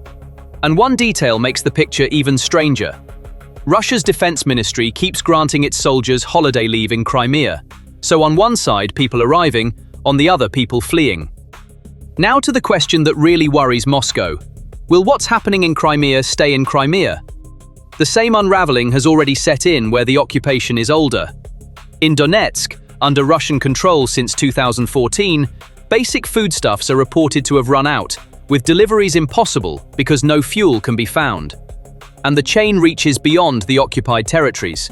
The fuel crisis inside Russia itself has now spilled into food logistics, meaning the shortfall in a truck's tank shows up directly on a supermarket shelf. The logic is simple. A modern supply chain is a wheel turned by fuel. If the diesel runs out, the tractor stops, the truck stops, the cold store stops, and at the end of the chain, the shelf empties. That's why Crimea isn't an exception, but a laboratory. A live example of what emerges when Ukraine's energy logistics strategy is applied to a region from end to end. And the Kremlin's real fear is that same formula being repeated across a far wider geography. Now to the most striking strategic choice of this campaign. The Crimean Bridge is still standing. That bridge, considered Ukraine's #1 target for years, is deliberately not being struck today. Brovdy's statement explains why. Destroying the bridge isn't the priority right now. The priority is disrupting Russian logistics and making it unbearable to stay on the peninsula. In his own words, "We're isolating Crimea, we're closing the roads in, not the road out." In other words, the bridge is being left open as a door through which the occupying forces and settlers can withdraw. This is classic siege doctrine. Leave the enemy an exit, so they choose withdrawal over battle. And militarily, it makes sense, because cutting Crimea's electricity, fuel and ports produces a more lasting effect than knocking down a bridge. A bridge can be repaired, but rebuilding a peninsula's economy, its workforce, and its people's will to stay takes years. Ukraine isn't targeting the stone, it's targeting the viability of life there. Brovdy's own summary captures this logic. In his telling, tanks are burning on the peninsula. There's no fuel, there's no power, and there is no future there for Russia's war machine. Ukraine's military intelligence chief, Budanov, addressing Ukrainians on the peninsula, framed it as a cost and goal equation. Hardships like the lack of gasoline, the power cuts, and the water shortages are for a great purpose. And that purpose is coming home. So how should we read all this? Honesty is essential here. First, most of the figures are Ukrainian-sourced. 105 ships, 9 substations, destroyed air defense systems. These are independently unverified statements. And the footage coming from the ground shows the mood, not official statistics. Indeed, the occupation administration dismisses some of it as disinformation. Second, and most importantly, this siege has a human face. More than 2 million people live in Crimea. Russian settlers, but also Crimean Tatars and Ukrainians. A hospital without power, an elderly person without water, a child fed on rations. None of them care which side of the war they're on. Ukraine argues that the targets it strikes, ports, refineries, the energy bridge, the shadow fleet, feed Russia's war machine and are therefore legitimate military objectives. Russia calls it an attack on civilian infrastructure. In international law, this distinction, dual-use infrastructure, is one of the most contested areas of war, and it isn't a question this video can settle. For the peninsula's indigenous people, the Crimean Tatars, there's another layer. A community living under pressure since 2014 is now paying the bill for these outages too, and its leaders' voices are among the few independent sources coming out of that darkness. The same goes for the economy. Tourism was the backbone of a peninsula Russia marketed for years as a reborn holiday paradise. Today, that display window is dark. But this must not be forgotten. At the other end of this same war, Russia has for years systematically struck the power and water infrastructure of Ukrainian cities, and civilians there sit in the same darkness. This isn't about taking sides, it's a statement of fact. The two narratives collide precisely here. Ukraine sees this as a road to liberation. As Budanov put it, the hardships are for coming home. Russia calls for endurance. The occupation administration says this test, like 2014, will be passed with honor. Which narrative wins won't be decided by drones or by statements. It will be decided by how long those who remain on the peninsula can hold out. In the end, the Crimean case shows where this war is heading. The front lines are no longer drawn on a map, but in pipelines, ports, substations, and on supermarket shelves. The limits of this strategy have to be seen too. Russia still keeps a strong air defense and a large military presence in Crimea. The siege doesn't end the occupation on its own, and it could push Moscow not toward withdrawal, but towards striking Ukrainian cities even harder in retaliation. And Russia has weathered similar crises before with temporary measures, with ferries, with convoys, with rationing. There can be a long distance between a system becoming unbearable and a system collapsing. And the real signal to watch isn't the next drone wave. It's whether the queue of vehicles leaving the peninsula keeps getting longer. Because an occupation ends not when territory is lost, but when living there becomes impossible. Everyone is a TMP driver. They say there is no go-ahead. We are standing here. Kazakhstan has quietly shut down the critical supply routes feeding Russia's fuel needs, dealing a serious blow to Moscow's deepening fuel crisis. And the picture on the ground confirms it. What other alternative do we have to gasoline in a gasoline country? Horses, I think so. Something is happening on the Kazakhstan-Russia border. Truck queues stretching for kilometers, dozens of checkpoints strung along the frontier, and desperate Russians fitting hidden tanks to their vehicles to smuggle fuel out. And now they're catching our guys at the border to make sure nothing gets smuggled out. That's what this friend turned out to be. To an outsider, it looks like an ordinary customs mess. But behind that picture sits a far darker truth waiting for Putin. Moscow's most loyal ally is quietly switching sides. When Ukraine's deep strikes on refineries and energy infrastructure triggered a severe petrol and diesel shortage across Russia, Putin halted fuel exports and began begging his neighbors for emergency supplies. That begging turned into a concrete request on June 24th. According to Reuters, citing 4 separate industry sources, Moscow asked Kazakhstan for 50,000 tons of AI-92 petrol. One of the world's largest fuel exporters was now importing petrol by sea, even from India. But the answer Moscow expected never came. Energy Minister Erlan Akhenjanov set the distance from the start, saying Astana had received no official request from Moscow, and the voice from the Senate was harder still. Nobody could dictate to Kazakhstan who it should or shouldn't supply, and in any case the country didn't even have enough jet fuel for itself. What's more, Astana had no intention of handing that petrol over for free. According to industry sources, it wanted Russian jet fuel in exchange, not an alliance, a barter. And it was doing this after renewing its own ban on petroleum product exports in May for another 6 months, extending a symbolic amount with one hand while locking the pantry with the other. Ordinary Russians found their own solution. They poured across the border into Kazakhstan. Because petrol there was nearly 1.5 times cheaper. They fitted hidden auxiliary tanks to their vehicles, filled up trucks, and smuggled it back.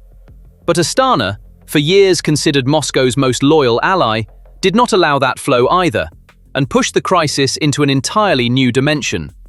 Before we go further, a small request. Independent war and geopolitical analysis like this gets suppressed by the algorithm. Subscribing, liking the video, and leaving even a one-word comment helps us break through, because now we come to the moment Moscow accused Kazakhstan over the strike on the Omsk refinery. To stop the smuggling, Kazakhstan set up 59 police checkpoints along the Russian border, limited vehicle crossings to once a day, and began inspecting fuel trucks one by one. The results showed within 2 days, with 61 attempts to smuggle fuel out blocked. The Finance Ministry announced it had detected 392 illegal attempts since the start of the year, involving vehicles fitted with hidden auxiliary tanks. And one Russian commentator's complaint summed up the whole picture in a single line. Kazakhstan was pro-Russian in every other respect. It just didn't want to share its refined petroleum products. Astana's resistance didn't stop at fuel. On July 6, when Ukrainian drones struck Omsk, one of Russia's largest refineries, the Russian side claimed those drones had been launched from Kazakh territory. Astana rejected the claim outright, calling it an unreasonable accusation designed to damage bilateral relations. The allegation was never verified. But the real issue isn't even whether it's true. It's that Russia has started to believe it, because something broke in Moscow that day. Russian war bloggers went into a frenzy, and the words of the Z blogger Goldman summed up the anger circulating through the country in a single breath. Kazakhstan Domsk over, and now it's catching our people. That's where they are, the Kints. They've made up their minds. That's the DKB. Nobody helped us with anything. Those words carry no military value, but their political value is enormous. Because what Goldman is screaming, profanity aside, happens to be true. The CSTO, Russia's answer to NATO, turned out to be a piece of paper at the exact moment its owner needed it most.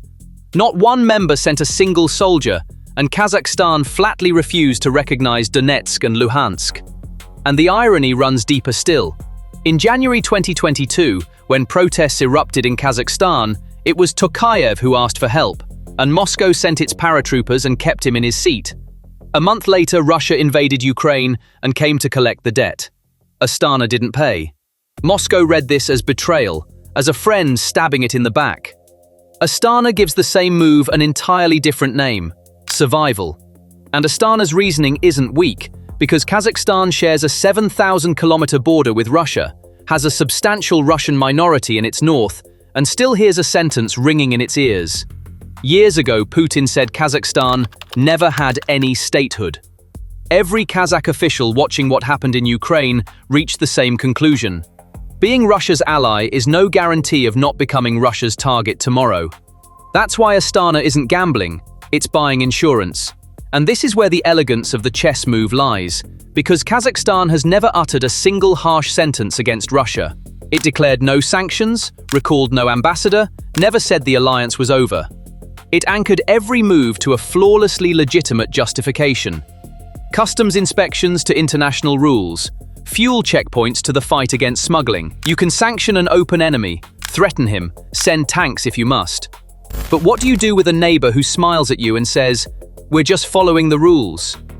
What exactly are you going to accuse him of? Honesty. And Kazakhstan's moves don't end with fuel. Fuel is only the newest chapter of a far bigger story, and the most concrete face of that story has been sitting at the border crossings for months. Last month, footage filmed on the 7th of June showed it in full. At the border crossing between Aktobe and Orenburg, hundreds of vehicles sat jammed in an enormous queue on the Kazakh side. The wait stretched to 3 days, and anyone wanting to skip the line paid 10,000 rubles. Drivers passed the time without food or toilets, dozing at their wheels, and one of them complained down the phone, "If we don't get through tomorrow, half the grapes go in the bin."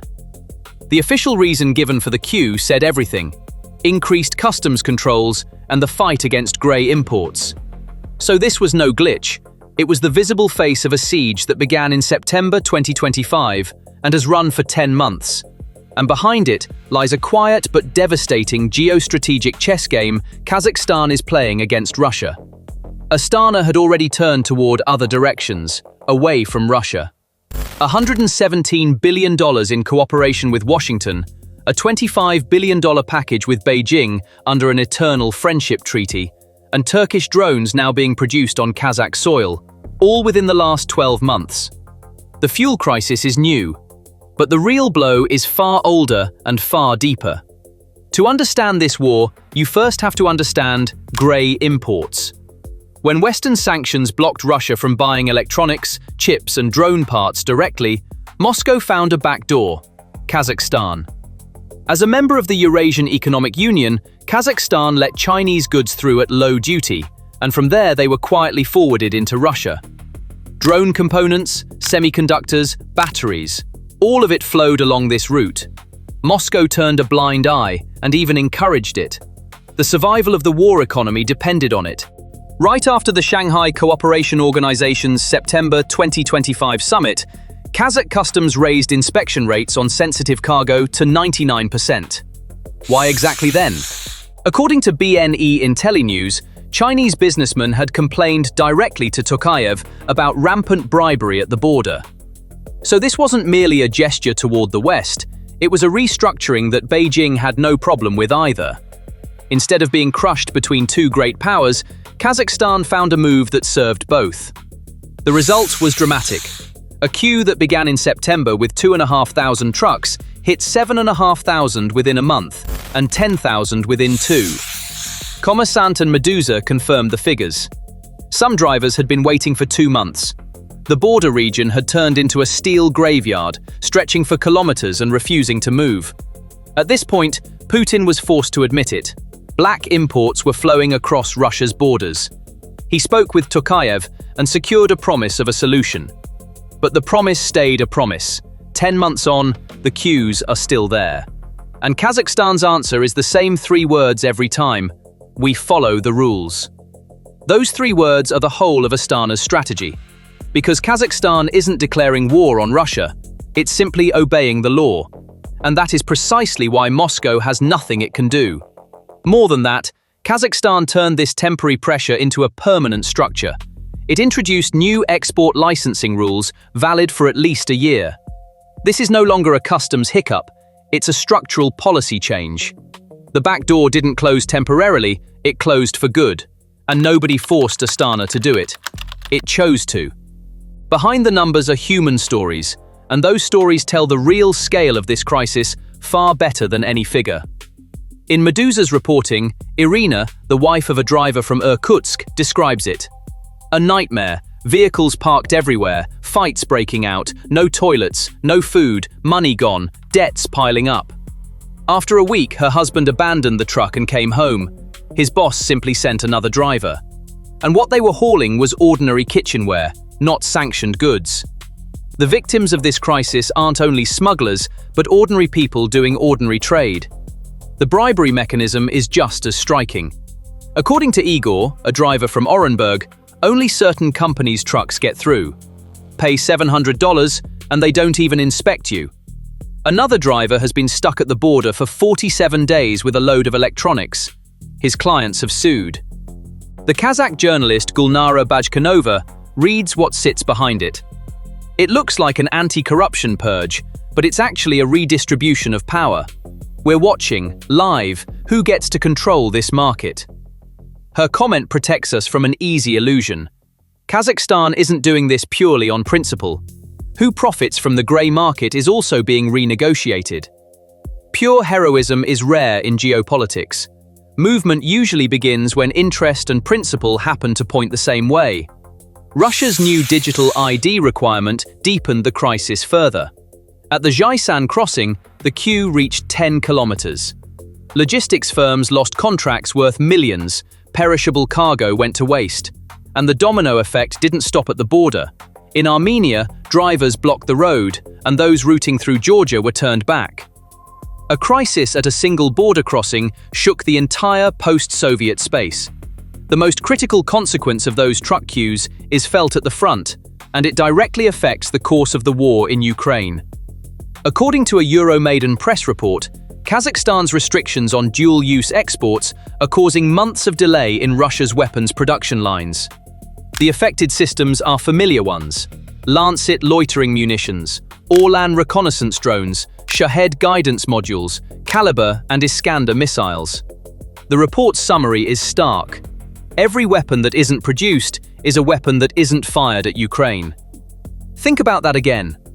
A truck idling at a border changes nothing on the map, apparently. But the chip in the back of that truck was going to sit inside a Lancet drone 2 months later. and that drone was going to hit a Ukrainian artillery position. Now neither happens. Russia's defense industry is heavily dependent on imported electronics. According to Atlantic Council data, 90% of the items on Russia's high-priority illicit import list came through Chinese firms, and a significant share of that flow used the Kazakh route. When the route jammed, Russia was forced onto more expensive, slower, riskier alternatives. The Kiev Post's assessment sums it up. Moscow's war economy depends on fragile transit routes and the political goodwill of its neighbors. Consider how strange this is. A country with nuclear weapons, the largest land army in the world, and a veto on the Security Council, is waiting for a Chinese chip to clear Kazakh customs so it can build a drone. Superpowers don't depend on their neighbors for their supply chains. Russia does. While Kazakhstan was closing one door, it was opening another, and that door cuts Russia out entirely.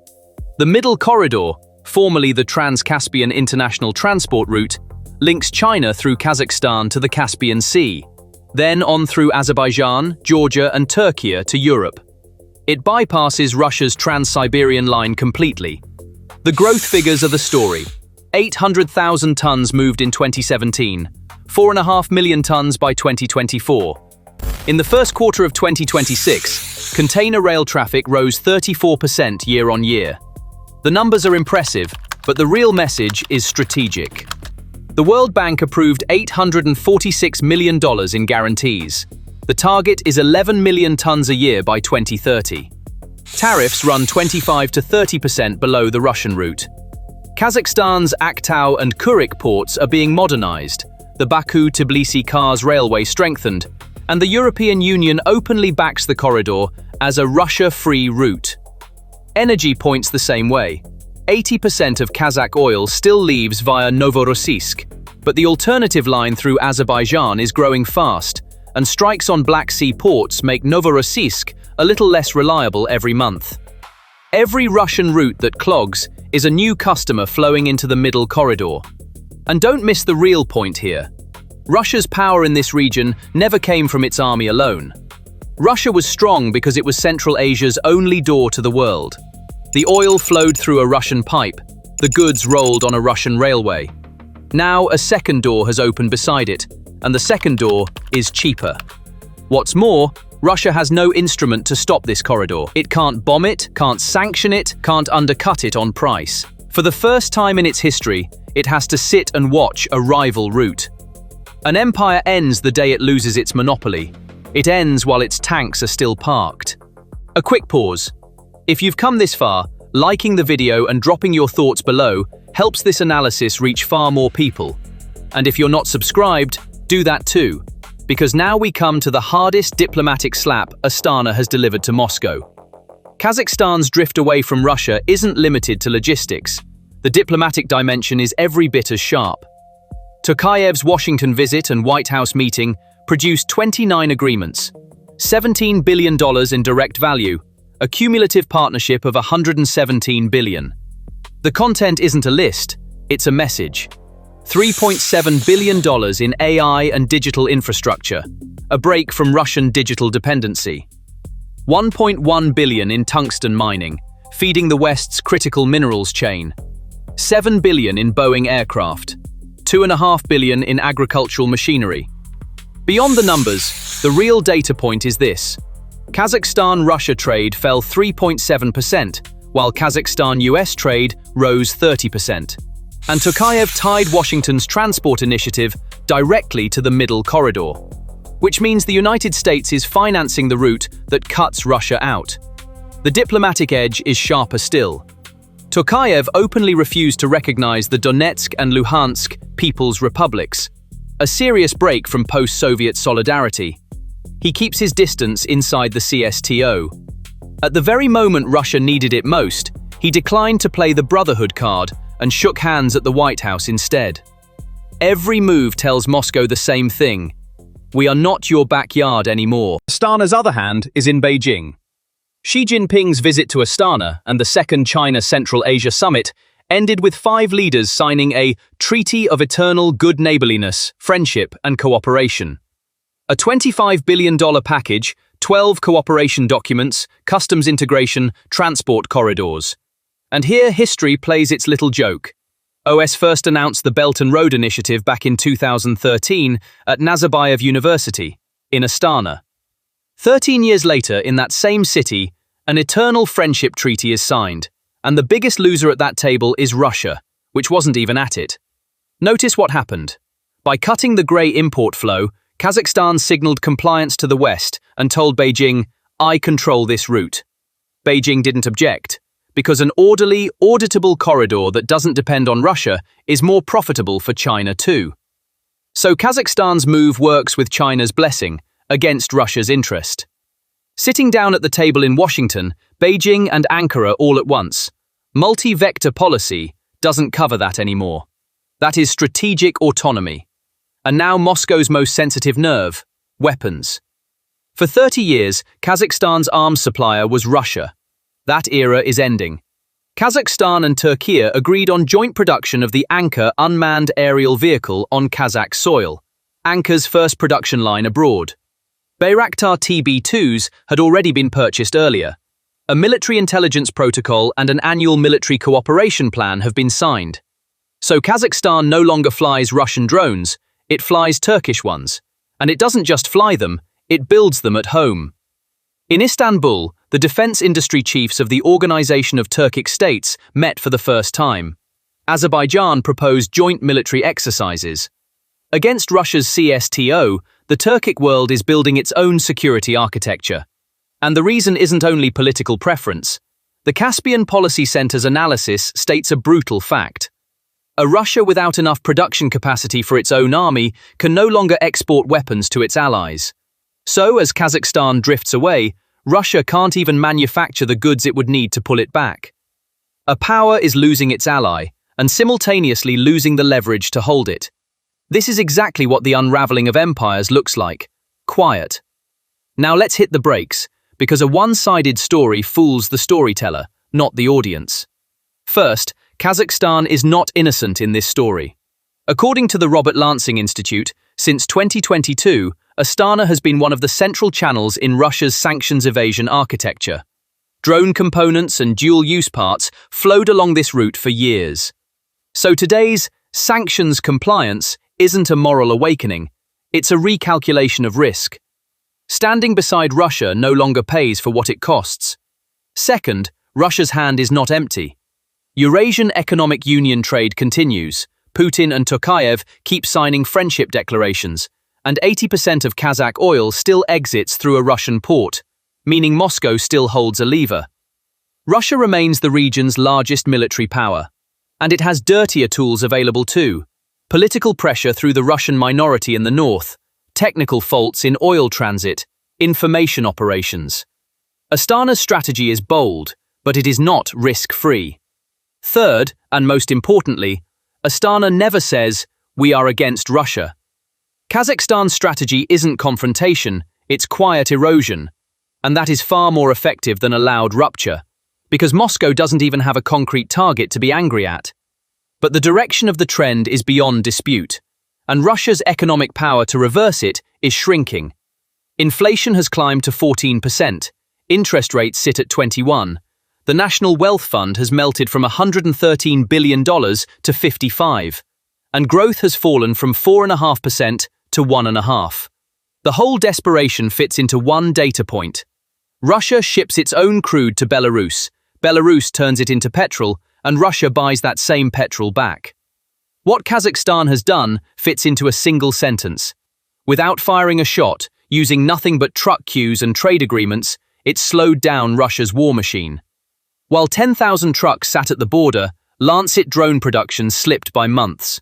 While the middle corridor grew by over 30% a year, Russia's transit monopoly melted away.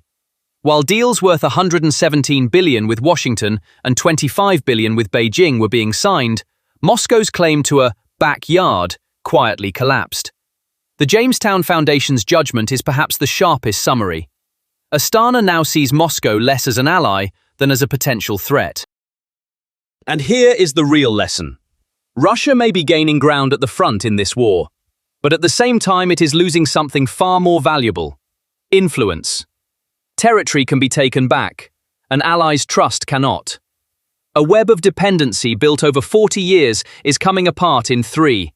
And what's unraveling it is neither a bomb nor a missile, only a neighbor saying, "We follow the rules." Kazakhstan never sent weapons to Ukraine, never sent soldiers, never offered open support. But every truck it holds at its border is a drone Russia cannot build. Every signature it puts down is a lever Moscow loses. If there is one actor changing the course of this front without ever setting foot on it, it is Astana. For the Kremlin, the real threat no longer comes from missiles. It comes from border gates that close, new routes that open, and billion-dollar agreements that get signed. Astana's silent revenge is exactly the kind Putin fears most: invisible, legal, and for that reason, unstoppable. Do you think Kazakhstan can carry this line all the way, or will Moscow eventually hit back hard? Let us know your thoughts in the comments.